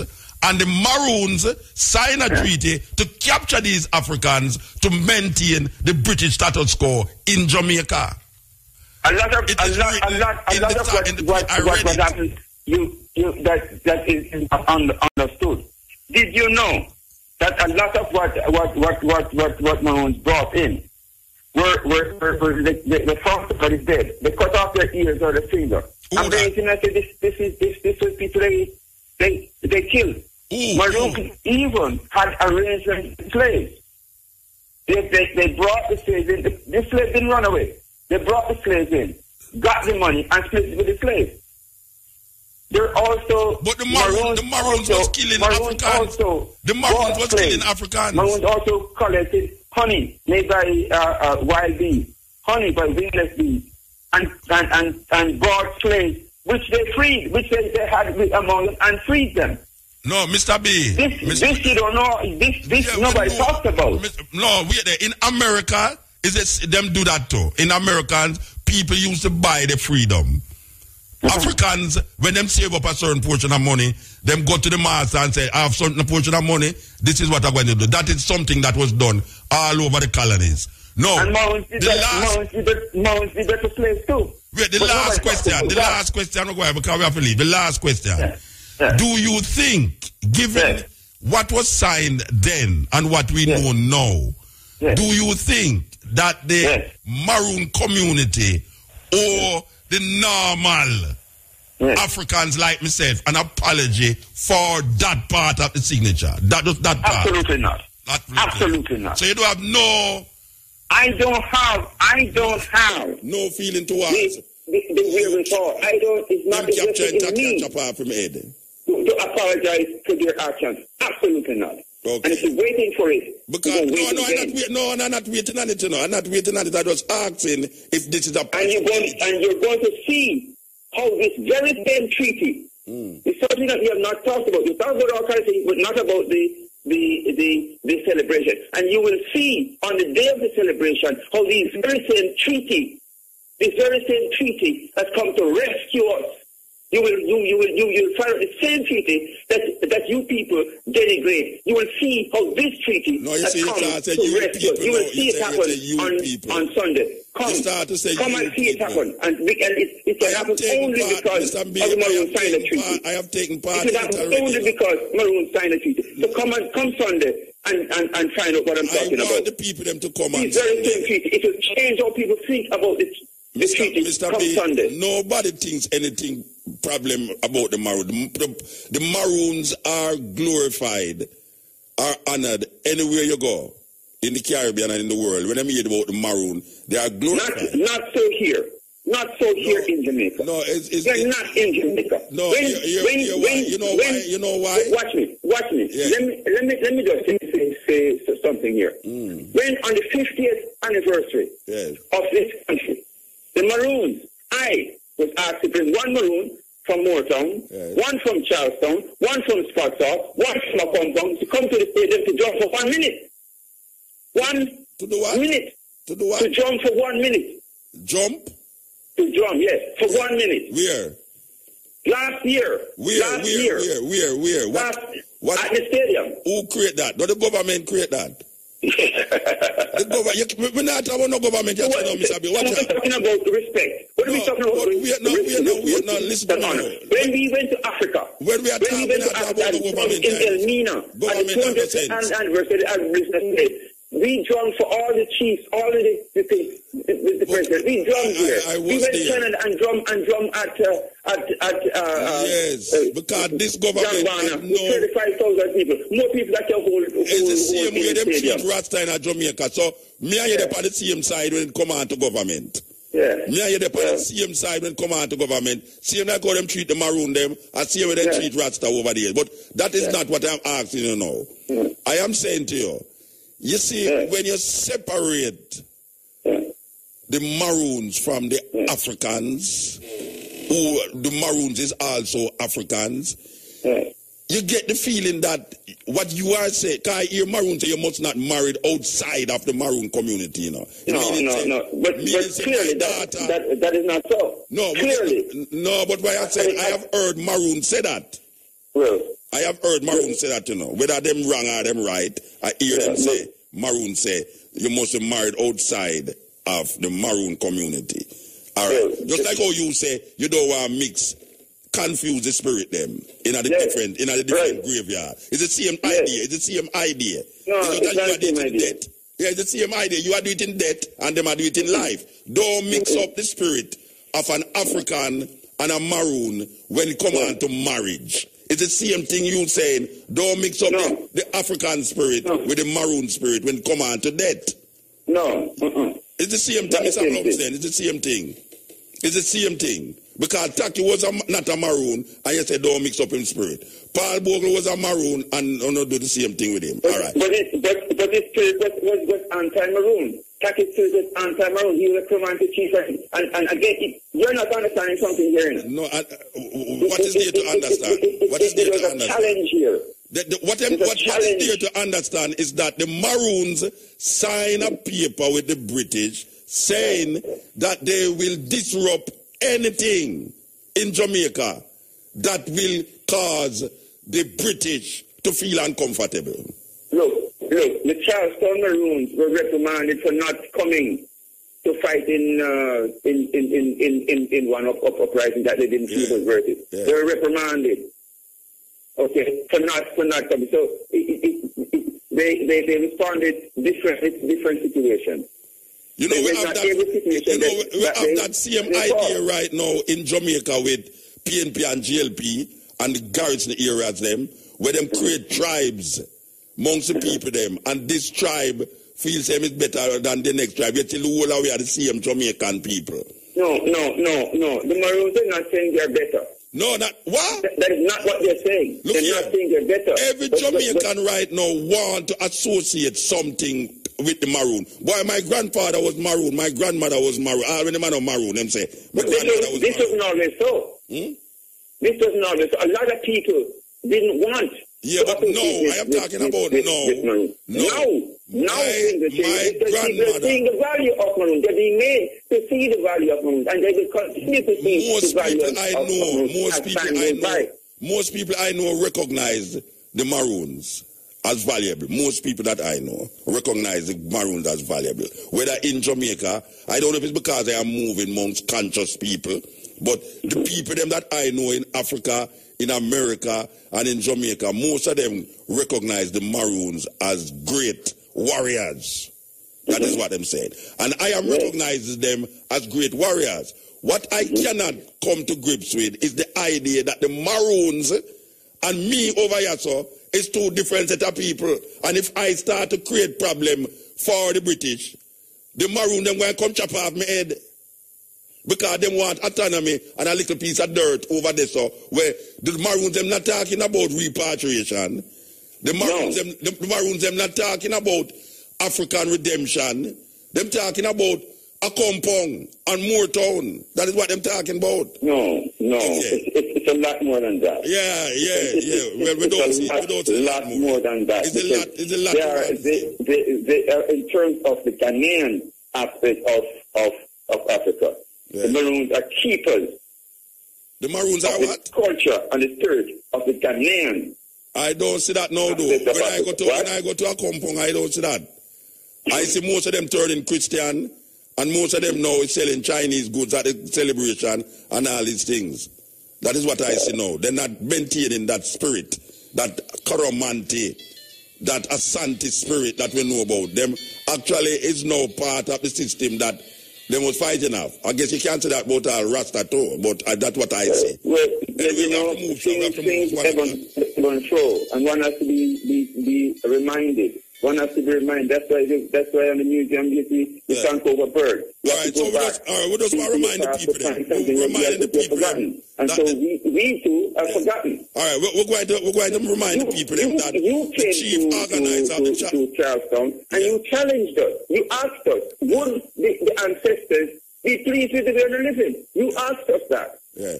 All right, and we have to move on. I would have to say no. Mr. Lums, then we have to finish this interview here now. It's 1 o'clock and we have to go out. Yes. So we want to remind the people them that from Friday, 4 days, it is the celebration of the Charleston Maroon in recognizing the signing of the peace treaty with the British by Kwaku.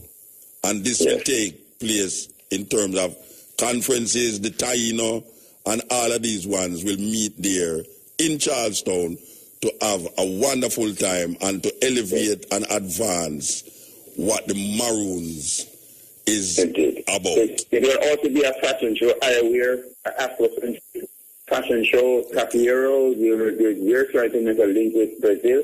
The Capieros make that link. And don't forget, the grandma from Suriname is installing Sister Gloria as the first female grandma of Suriname. Give thanks, brethren. Give thanks. Thank you. Yes. Yeah, man. Yeah, spirited conversation. This is the Cutting Edge on RFM. They are with you? Okay. So, we want to come and hear some Koromanti music. We want to hear some Ghanaian music, Asante music. play music, these kind of music we want to hear when we go to the celebration, highlighting and depicting the different nations that we as African people were in when they took us from Africa and bring us here, that some of us know is maroon and some of us know is not maroon. But we know within the maroons, we came from different parts of Africa and we had a certain cultural expression. And this cultural expression is intertwined with evil Islam. With evil Islam. Because there are words in the maroon language that we know definitely is Arabic. So we know of the Muslim influence amongst these African tribes. And part of it was brought here by the Africans. And we recognize that also. This is the cutting edge on RFM. We're there with you. Yes. Yes. Speak. Hello. Yes. Hello. Yes. Yes. Muta. Yes, sir. Yeah, man. You call from St. Mary, right? St. Mary, okay. Yeah, man. But we listen to Virgin a while ago, right? Mr. Lumsden, him name. Colonel Lumsden. Mr. Lumsden. Oh, you're a tacky man. You say St. Mary you call from.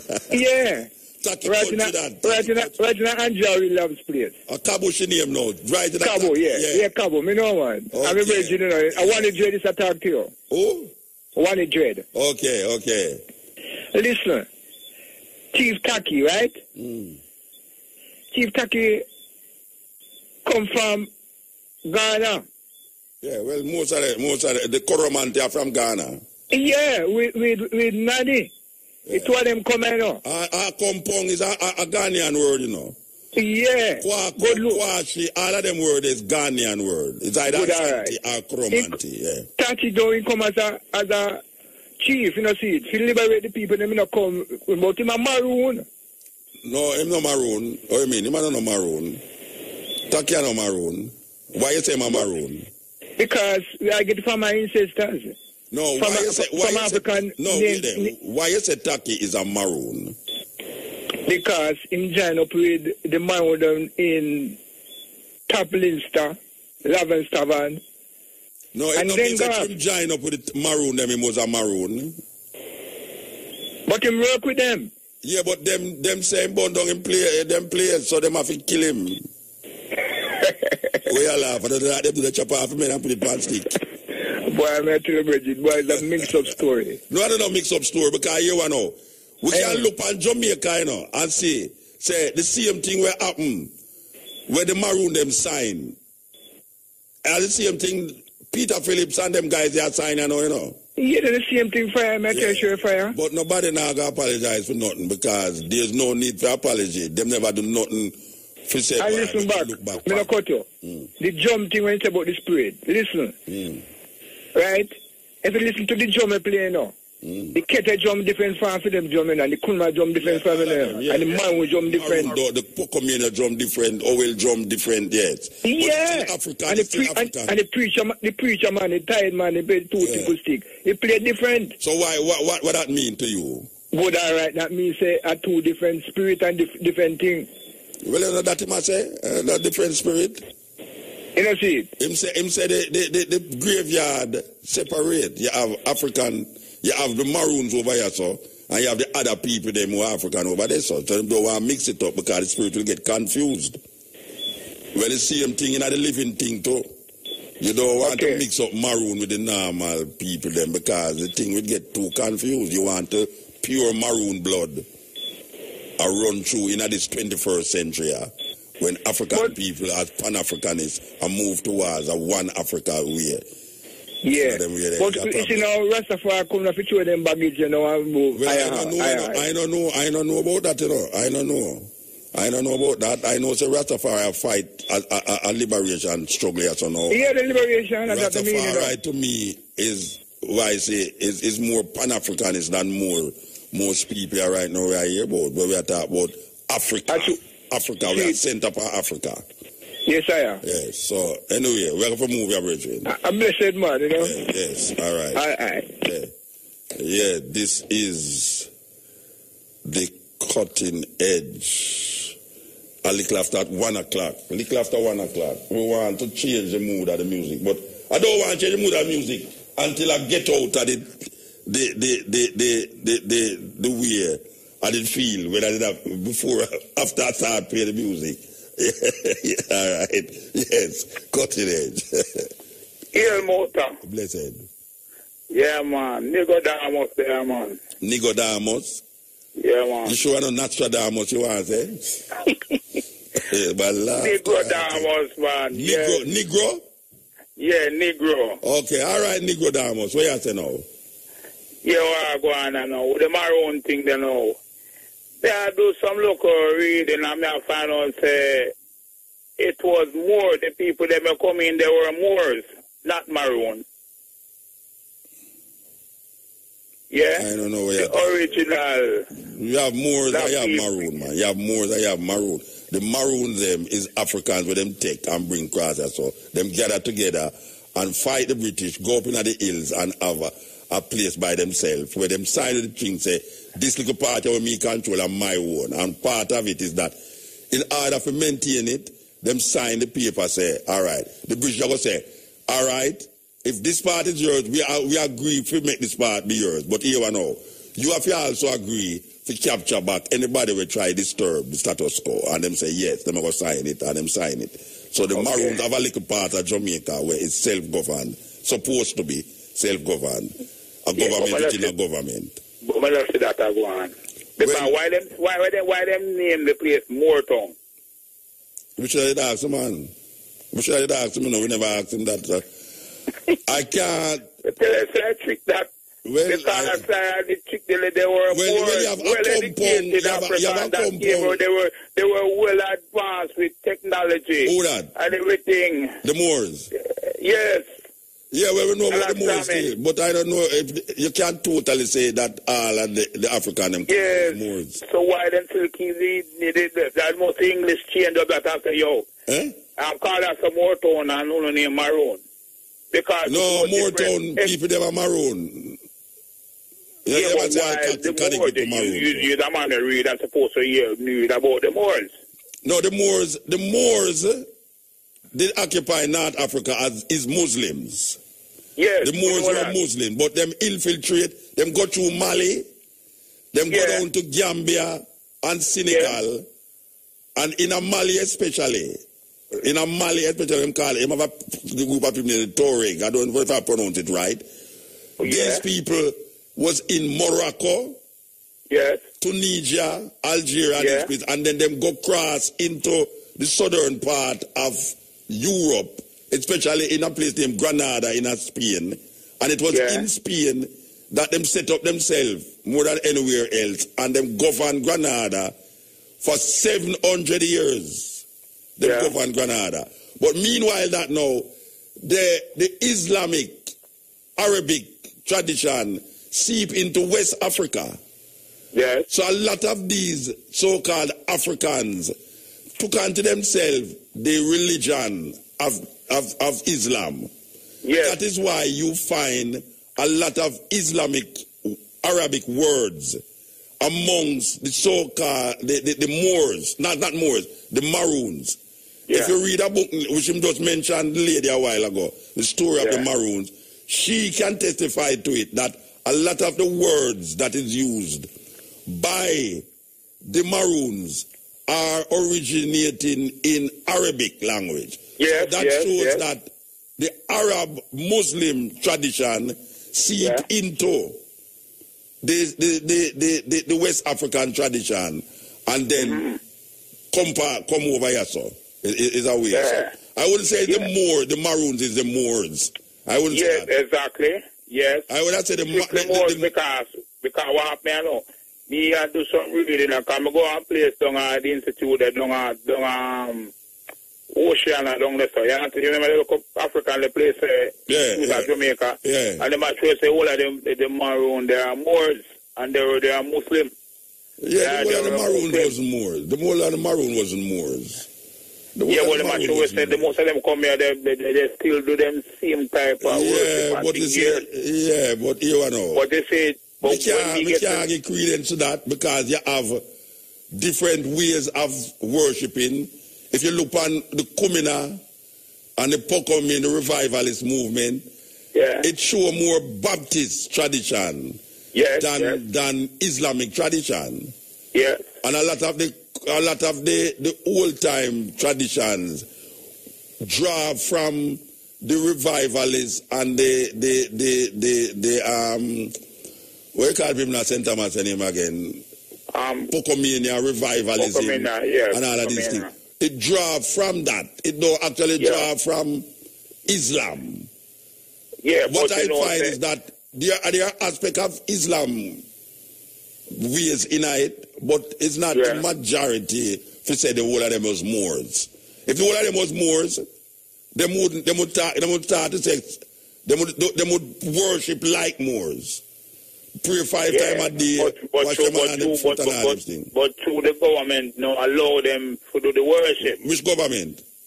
No, man, when they came as slave. Yeah, but them get autonomy as Maroons. No, them get autonomy as the Maroons. And if they were only Moors, you would see it in the culture. First of all, when you go to compound, them name pork like what? Yeah. Muslims no yam pork. Yeah, I know that. Yeah, so you couldn't say the whole of them was Moors because it is not a part of Islam to eat pork. Yeah, I know that. And it's also a part of Islam that you pray 5 times a day. You wash your hand and you wash your foot. To the east. Yeah, we don't see that coming up. As a, we say Assalamu alaikum. Well, they have Salam alaikum language, the language in it. They have that, Salam alaikum. But it is not evident that the Moors were strictly Islamic. Yeah. We can't say now the Maroons is strictly Islamic. Because there's only certain retentions of Islam in it. And most of it is really through the language, really. Not the practices in relationship, the culture of Islam versus the culture of the Maroons. The Maroons is more in the African traditions in terms of what was happening amongst the Coromante. And you see, even the name Akompong. Akompong is the name of a person, you know. Yeah. Like Kojo is the name of a person. Uh-huh. Yeah, so all of these names is not Islamic names. Yeah, because I get to find out that the name Kojo is a Japanese name, you know. Where you get that from? Yeah, man, they know Google it and look on it, man. They Google it, man, and see the name. You spell it? Because I have Kojo, I have Cudoe. Yes. Which one of them is Japanese? Kojo. But I not saw them spell it. I not saw them spell the African. But I say Kojo. No, but when I say Kojo. No. The one if I Kujo or Kojo. Kojo is not so them spell the man who signed the treaty in a compound. I know so them spell it. Cudoe. Yeah. They may look on that and the same thing again. You see same thing what? Yeah, they say that Japanese. Yeah, but when I say but so I say no, the man who them call Kojo is Japanese name him have. Is a Japanese name? Just how do you show me the interracial or no, I never say no interracial there. Oh, interracial come here. What I say? Muslim are not interracial. What I just said, as I was saying, I was reading that the Moors. The Moors is not the Muslim are the Maroon. No, wait there. The Moors are African, you know. The white. Wait there. The Moors are Africans, you know. But them just take on to themselves Islam, which is Arab Arab religion. So it's not a racial thing we are dealing with just now. Is a religion. Just like how you have Jamaican people say them are Christian. Them take on to themselves white people thinking by saying them are Christian. You did have some black people who take on themselves Arab thinking and say them are Islam. So these black people became Islam through religion. It's not a racial thing. Mm-hmm. It's the same black people them in Mali, the same black people them in Atlas Mountain in Morocco, the same black people them come grey down in a Senegal, the Fulanis and all these the Mandinkas and all these people are the same people. Them. It's just that them get overrun by Islam. The majority of North Africa right now and parts of West Africa. Islam take over the whole place. You want to Boko Haram. Boko Haram as a fundamentalist Islam people. Boko Haram mean Western education is a sin. That is what Boko Haram mean, you know. Mm-hmm. So them feel say Nigeria get corrupted by the influence of Western influences. So them are try and stop it now. So what them are do now, them are go very fundamental about it. Them will kill people just to preserve that idea that them don't want them picnic. The reason why them capture the children them, you know, is because them realize that the children them are get what them call corrupted by Western influences. So them are try to draw them out of that Western influence. But in drawing out that Western influence, them get so fundamentalist that them blow up a whole marketplace just to bring across a point. Which is the same way with the Taliban them. The Taliban them is so fundamentalist that them do even that statue of Buddha them draw down. Ancient statue, and them no want the woman them go study and go learn certain Western things. So that's right there. That's right there. Yeah, for real, because the fool was standing after when me say what go on with Boko Haram there, so and then this one here, when name Good Luck Jonathan. Same name? You mean the man over the other side? Yeah, Good Luck Jonathan. No, him know. His name Good Luck Jonathan. I tell you. They call English name and want Europeanize the whole of Nigeria, and the man them not want that. And they don't want them to teach them the Western education, the white people them education.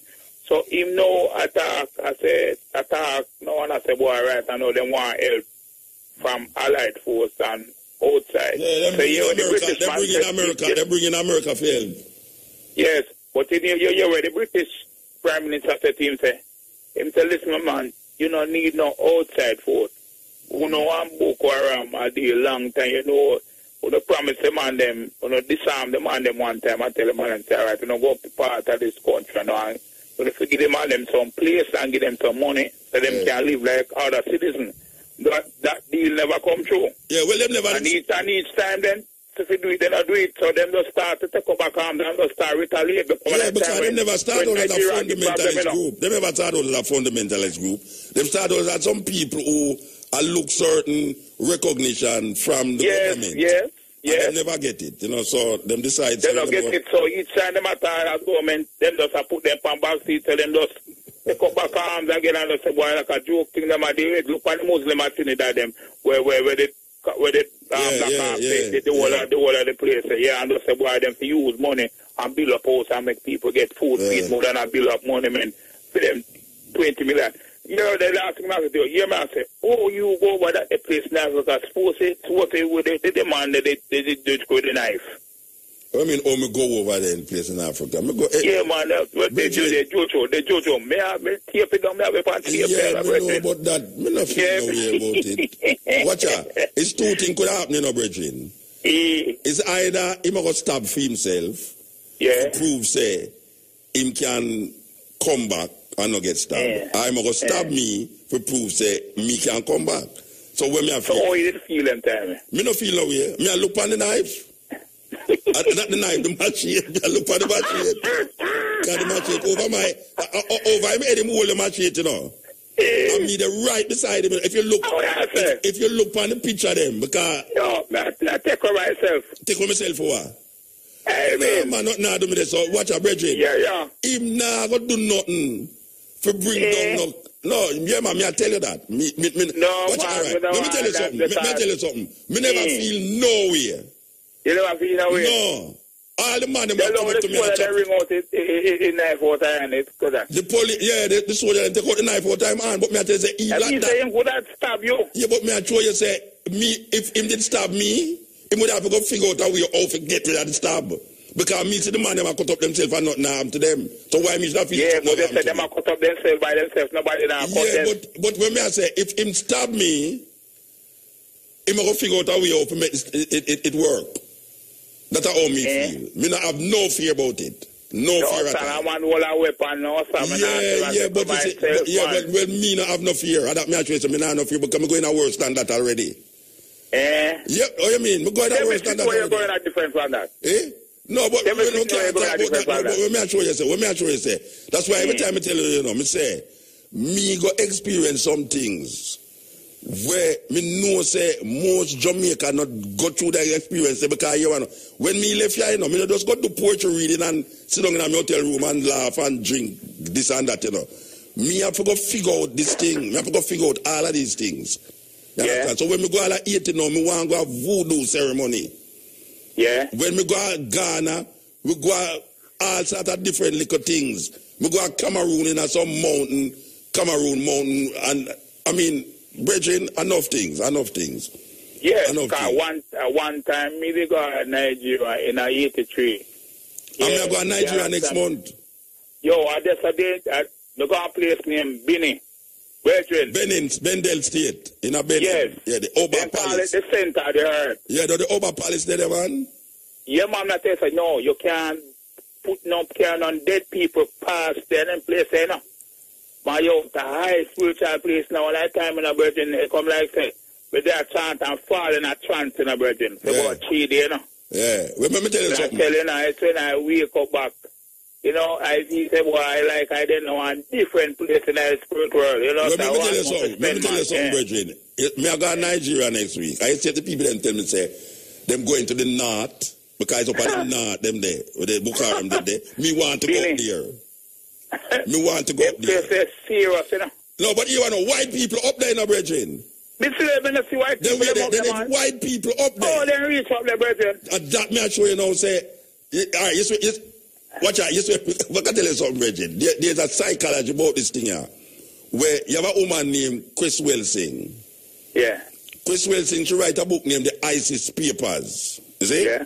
Where she had show how white supremacy deal with them situation. For instance, she talk about pool. You know the game named pool on the table? Yeah. And billiard. All right. You notice, if you sink the white ball, you lose. You're not supposed to sink the white ball, You sink every other ball. All right. You notice, if you sink the white ball, you lose. You're not supposed to sink the white ball, You sink every other ball, the whole of the colored ball, but not the white ball. So the white ball and the black ball is the most important ball them on the table. All right. You know what she said? She said if you live in an area where you feel that your life is threatened, whether by you just walking on the street or food, go to the place where the white people then buy them food. As a black person, go buy the food where the white people then buy them food. Because watch out, instead them go poison in the black community, which is that them usually do. So she use a reverse psychology and say, all right, if you want to be more safer than what you think you should be, go into the white community and buy your food. Now you have the argument about support black business, but this is in time of war. You see me now, or me see this thing here? When me look at my TV, me see white people in the most terrible place of Africa. I heal the African them. Them a put on bandage, them a help them with this and that. And me I say them wait there. Why me should afraid to go up there? Me not afraid to go up there. Me not have no fear in me when me go to them place there. No fear. Me want to put all my head in a lion mouth. An old snake. I don't matter if I'm an old snake, they are Morocco, I'm an old snake. Don't matter. I put all monkey in my head and I walk with the monkey in my head. You don't know me stay still. No, we don't have fear about them to the bridge. I just saw it go. Anyway, this is the cutting edge. Click it. Yeah, man, you see me? I'm my name right lane. I'm a doctor named Do Road. Respect and manners, you see me? We respect everybody. 5 of them, transport them. All of the people that will roll with me at daytime. But you don't know, say, a tropical battery will big up and respect most of all. Because while everybody else has stop with, a tropical battery give it the start and give it the go. Yeah, this is the cutting edge. We don't answer something about this fear factor thing. You know, the other day we were Gambia and we're going to crocodile sanctuary.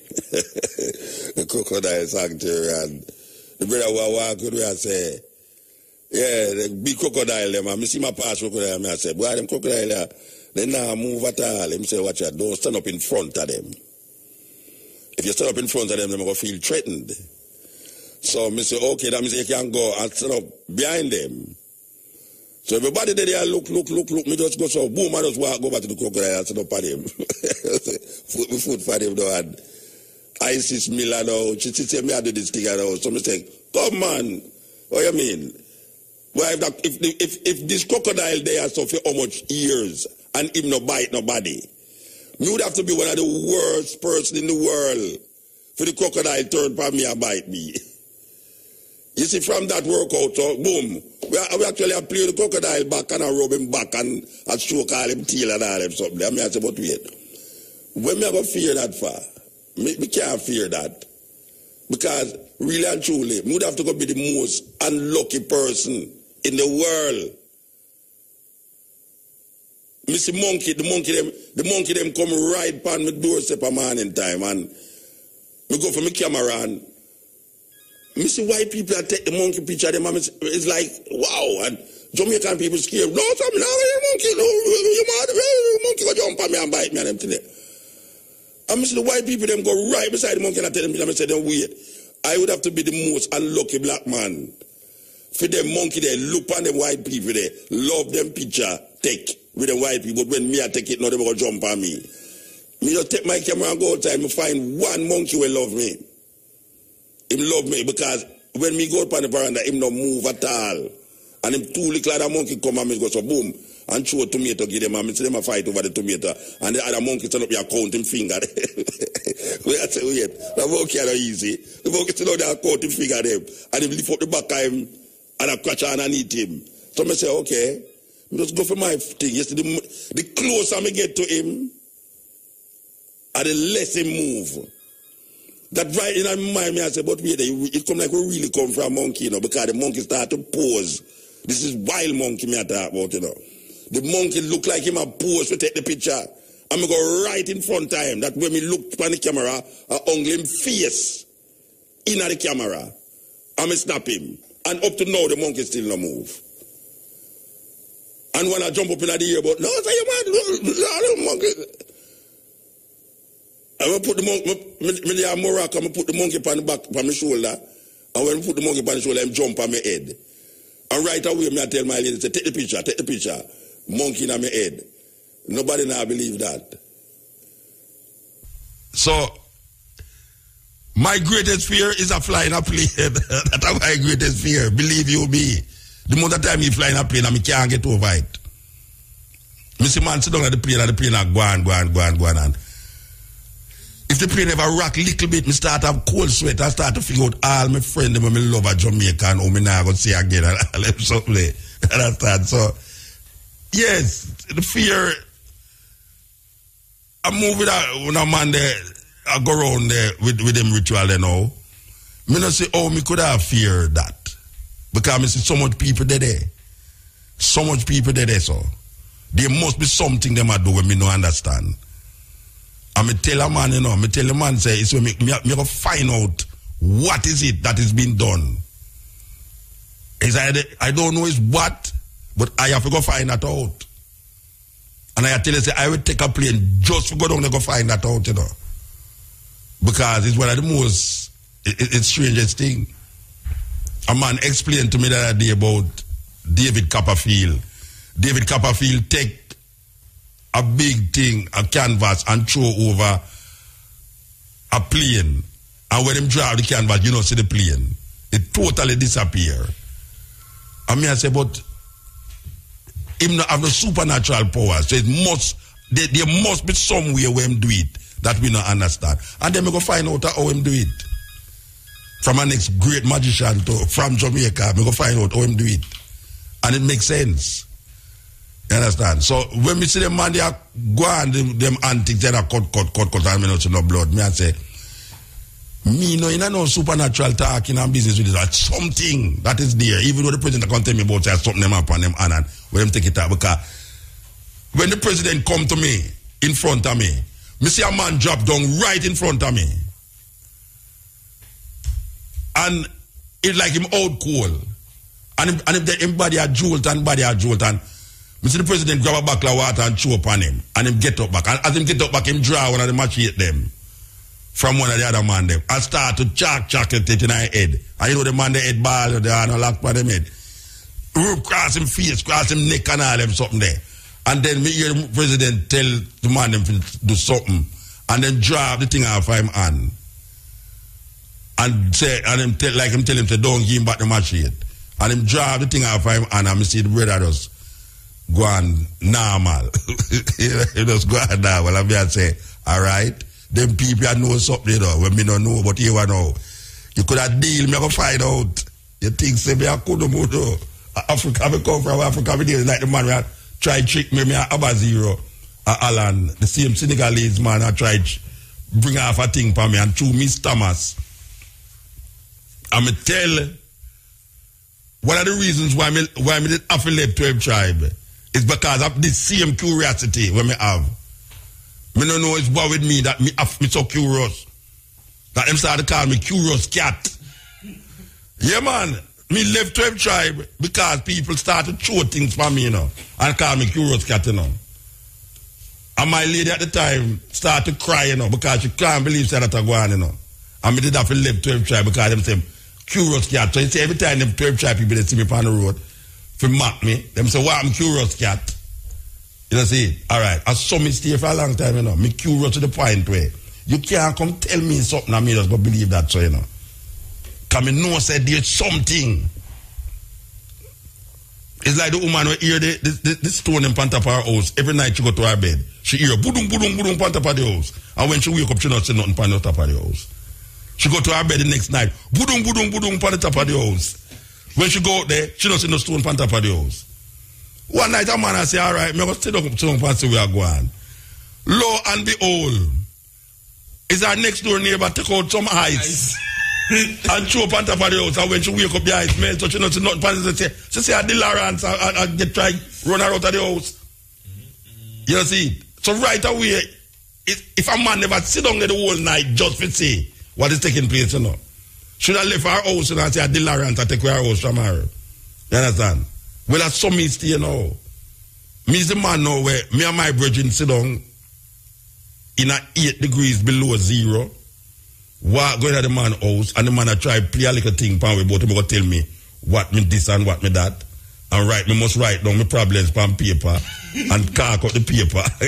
But I tell me that. And my brethren, I must believe these things, you know. Write down the thing on the paper, wrap it up in a and me now must take the paper and walk, go outside and sit down. And then when me come back now, I'm going to tell me what I'm supposed to do with all my problem. That time the man switch all the paper per way, so no, you know. The man switch the paper, and we never see it, but you and me go see it now. Me and Abba Zero sit down outside now, and I wait for the man for talk. I can't talk English, you know. It's the next brother in there interpret for him. So when me go outside now, me open the paper, the same paper will full of me. Open it when me look, me not see nothing on the paper. Me say, Abba, another paper here, we write the thing for you. The man switch the paper per way, you know. Abba say, boy, we must go tell the man nothing. Because it will match up him derricks. Because so him eat a food. You see when me go back to the room now, me tell the brethren we talk English, say, tell him say, we know where him do. And a Jamaica me come from. And he must, if he want to come general people, he must go general some white people. But no come go like you want to come general me. So you say Africa, that here we are talking about Africa. You think so me go accept everything where me I hear about Africa? You say true. You see when you go to them people in the house, you have to leave your shoes at the door, you know. Alright. You see when the man, the youth now start to recognize what me I say, him start to feel away, you know, because him come for we at the showing until we say, me need some protection. Because me I try through Babylon there, and, you know, the work with me I do, me need some protection. So a protection, him I carry me to this man, go get you know. And me come realize about this man, that's a big fee body. He left Senegal, come to the coal. We come make money. All right. Remember, I'm telling you that the place was minus 8 degrees below zero. Yes, when me I go outside, I'm going to show you a superstition stay. Yes, when me I go outside now, the man fall away at the door, you know. And when him look, him realize, say, we now put on no shoes. And that him, when him look, you know, him say, but wait, them really couldn't come here without shoes. Because me can't tell you where my thinking in my mind. I say, no, them shoes, they're right at the door. You see when we walk out, remember I say -8 degrees, you know. You see when we walk out of the house, me have a walk out of the house, and him realize we not have on no shoes, the man go right down on him face and kiss my foot them, you know. And it's almost now like me become like the supernatural being now, because him can't believe, say, me left where me I come from, -8 degrees, and come in my yard and not have no shoes. Me must have some higher powers. Higher powers than him. So, I saw me stay. Me curious. If me wasn't at the Bible with Thomas, me would have been the Thomas. You tell me, say a man go up on the cross, show me the hole in him hand, give him some food, make him eat it, then me know say I no ghost. I just saw me stay. I mean, not change. I just saw it stay.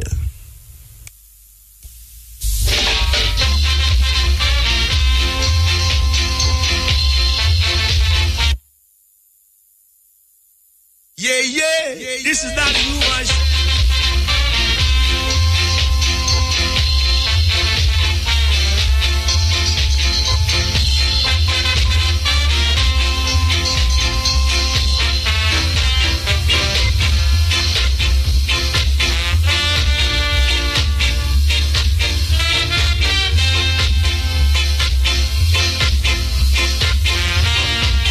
You don't want to know.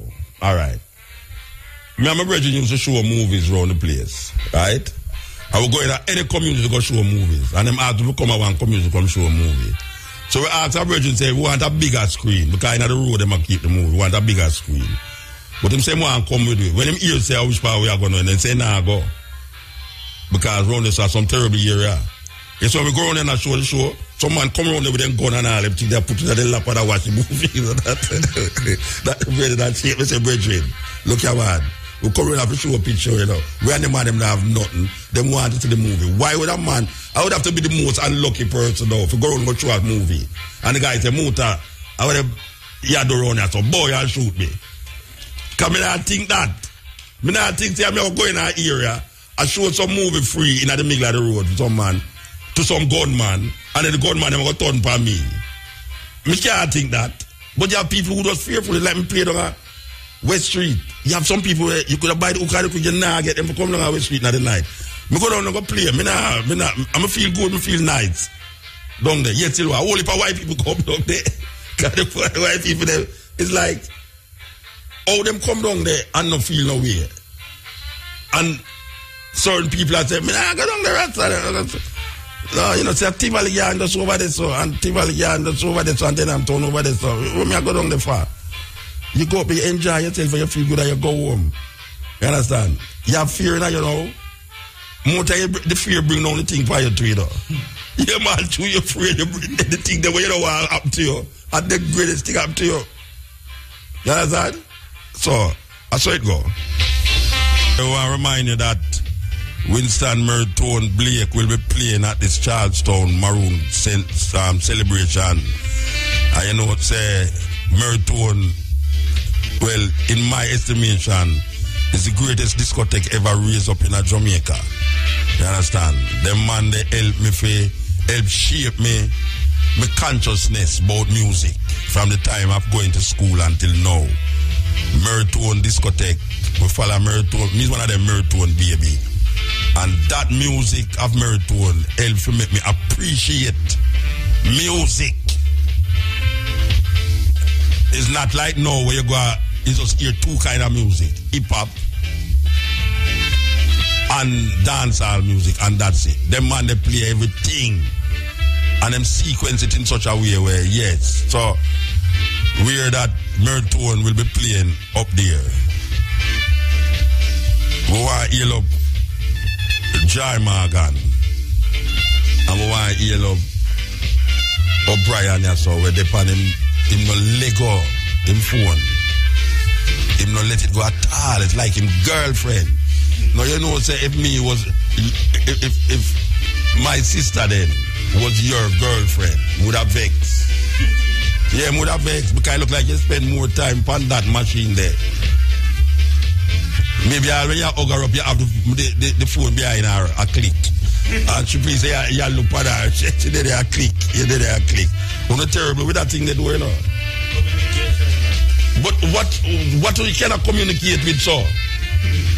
A 4 hours, you sit down and 4 hours, you depend on it, you know.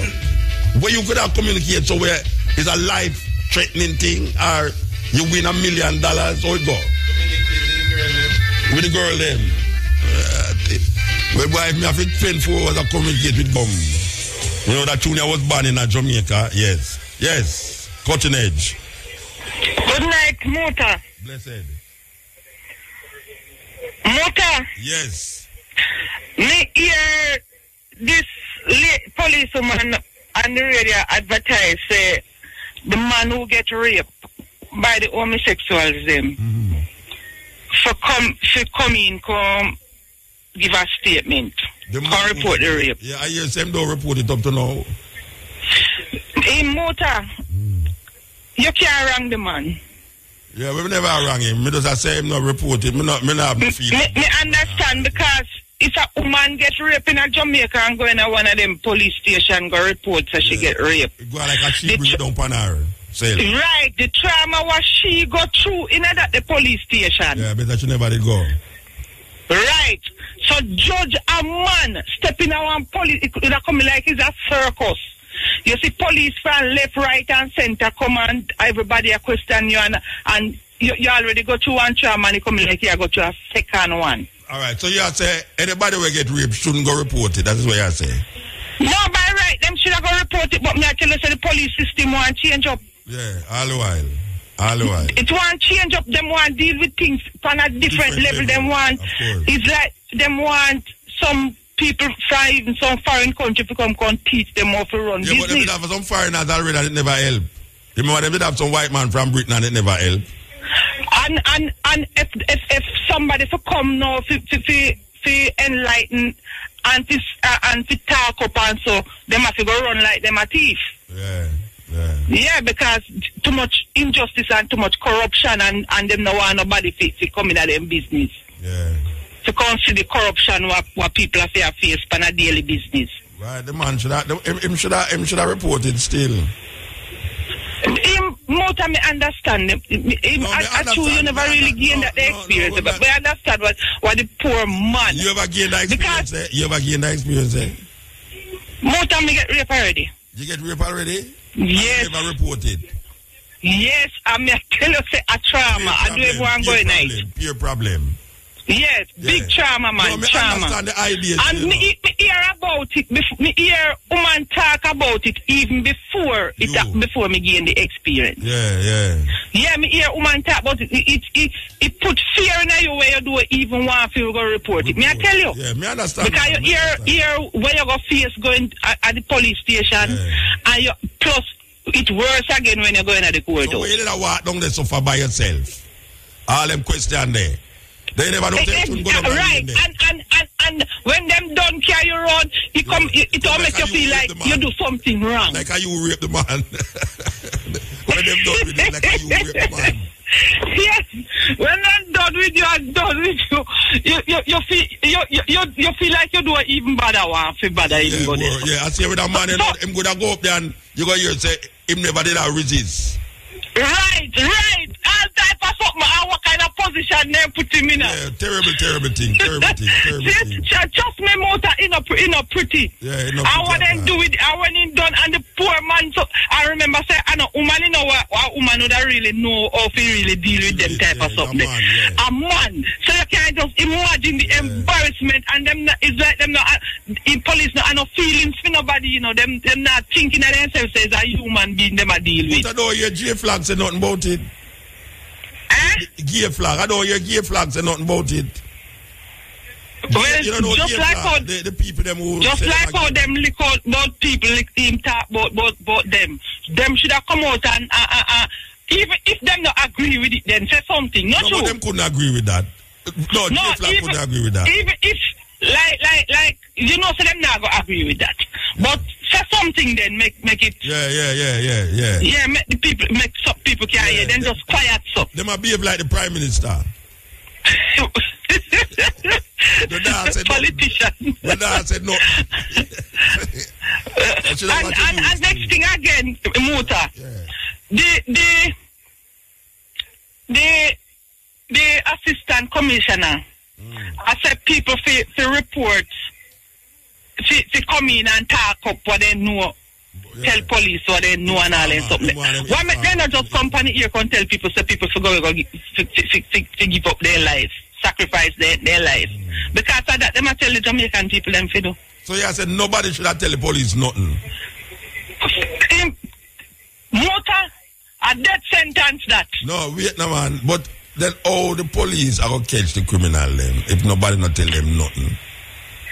I tell you, so that's why they have to change up them all. You know, them say, call and you don't have to tell your name and you don't have to get the number. Motor, that's a foolishness. A foolishness? Motor, that alright. Motor, that is, me not say you're sensible man related to the map. Yeah, me I'm listening attentively. I mean, no, you know, either to believe that the foolishness. Motor, let me tell you something. Call and you don't have to leave your name. How you get the money what them talk about? No, we're not talking about no money, no. We're not talking about no money. Oh. I said, try to recognize something bad. You report it to the police and you Motor, once you call them no who call them they see the number. Oh, no, which number? You don't have to call from your number. You can call from a public phone. Public phone? The phone and the number don't come up. Your number don't come up when you call them. You know, no, when you call them, you know, them see your number not Motor. Them know who call them. How them know? That me ask you. How them know? The number come up and right away from the number come up, they link it to the area where it come from and they start investigate you. May I tell you that? Hold on, listen to me now. You ever somebody ever call it and when you look at it, you see private number? Well, right, yeah. Yeah, so the only way you know is who knows when you have the person start to talk and them say, I'm me, John Tam, you know. I call. Right, so when you say that people know are calling them should have private them number then? No, what I say is that the number don't come up when you call the police. No, it come up, them know who call them. How them know? How them know? Them know who call them. No, it's all 119. They know exactly. They know the call. They know who call. Nah, discredit what you are saying. I just want to know how them know. How you know it's only way them don't know is if you're private a number. But once you know private the number, they know exactly the number that call them. Once it's not private. I say you have ways to numbers don't come up. So I ask you know whether you're private your number or not. The police them don't have your number when you call. No, the private number part me don't know if them have ways of knowing who call when the number private. So then you would call the police now and suspect them like how you are suspect them and don't private your number. If you know something and you skeptical about the police, but you want to make sure say this is that woman. You tell them. You know, just private your number then and call them. Well, that is a good idea still. Well, me never really think about the part there. The part where me think about say. Me know say once you call and your number showing. So that when you say that's logic. Okay. But what the thing now what me no understand is when them tell you about you get money, but reward will be offered. Award, yes. Reward, yeah. Reward will be offered. Motor, number one, them not you know reward if you don't give us a written statement. No, they must say if you give a statement and a conviction take place, the reward will be given. If the conviction take place, yeah. Them not going to give because you tell them say, O'Brien robbed somebody. Yes, me understand, Muta. Yeah, so if them catch O'Brien, and here the trick, yes, but that trick is inside in it, Muta. Yeah. You have to give this statement. That's number one. Because if you not give this statement, right, you're still not going to get the reward with the conviction. If you even tell them, if you even go to them and tell them the boy you know, and you know, give this statement, you're not getting no reward. They're going to tell the bad man too. Right, and you have to give a a written statement that you can get the award. And when you give the written statement now, and when you go to court, and the judge say... Everybody know who attack. Yeah, all I know, and the judge say, them want the witness. The person who, the witness, have to come to court. Then them come now and try and persuade you now to come to court. Telling you, so them will go give you a stipend, them will go find place put you. Witness protection. Witness protection. Then now you go in isolation. And when you go in isolation, it's a different, complete world. You're gone in. Yeah. And why the life where you would not even think you're going to live. When you go there, so it's a complete different thing. Whatever try. When you bring up anything about witness protection, then try to shun it. So what is the solution? What is the solution? The solution, Muta. Yeah. A whole heap of solution. The whole justice system want change up. Okay. The whole solution is them have to make people. Them have to make people start trust the police. In them justice system and trust the police. So until the justice system change up, we will make the criminal them do what them do and don't tell upon them. No, if the justice you can't tell upon them. Muta, it is easy in Jamaica to get away with any crime. Yeah, me know 78% of the murder will commit. Right, because look here, Jamaica system is that. Is ICU, and if a man, nobody now commit no crime, not even come and like to thief any little thing. Nobody now do it to people to them. Them are going to try to avoid being caught. Yeah. And no matter what evidence them can come up with, if somebody not there to say, miss them. Them get you scot free. So you say no. You say because of that and because the justice system is so corrupt. Until they can fix the justice system, we must just go and make the murderer them and the thief them go and do what them do because my life will be in danger if me. No, Muta, it's just that. And Muta, me know say you know better. Muta, if you go in a one, if you go make. If you go complain, go tell them why you know Muta your life. Anytime I say something, it hurt me down to my belly button. Move because me gain an experience of me no want nothing to me worse. We have to go now, but you may say no. You may say no. You just show me the fault. Show me the fault and unfault it. Tell me what you can do.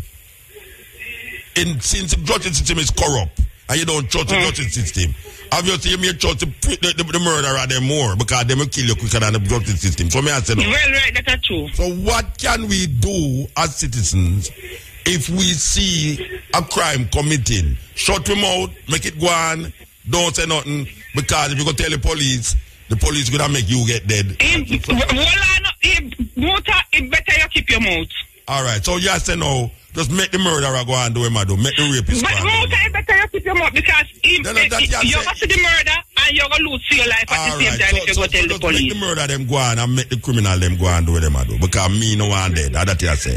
All right. Right. Then that Muta because all right. The person over there and you're going to move. We have to move. We have to move. We have to move.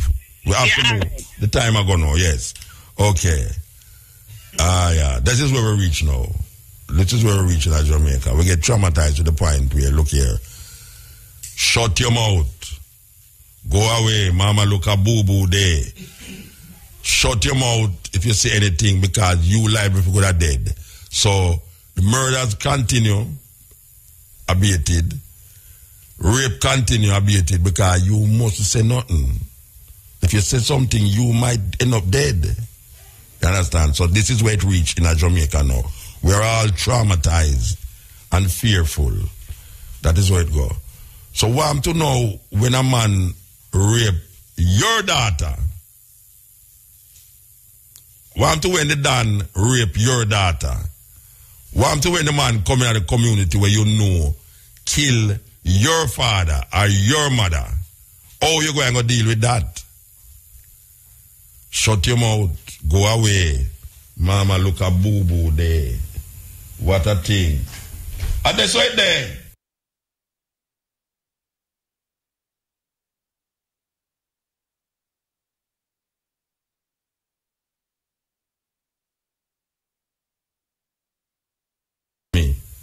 Some dead. Oh, a terrible thing.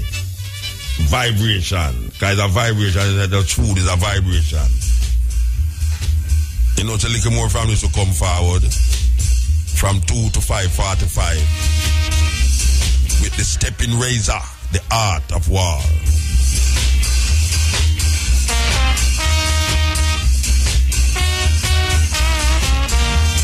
Talking about Dan Drummond, sudden attack.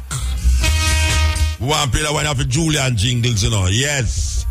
Long time, Julian.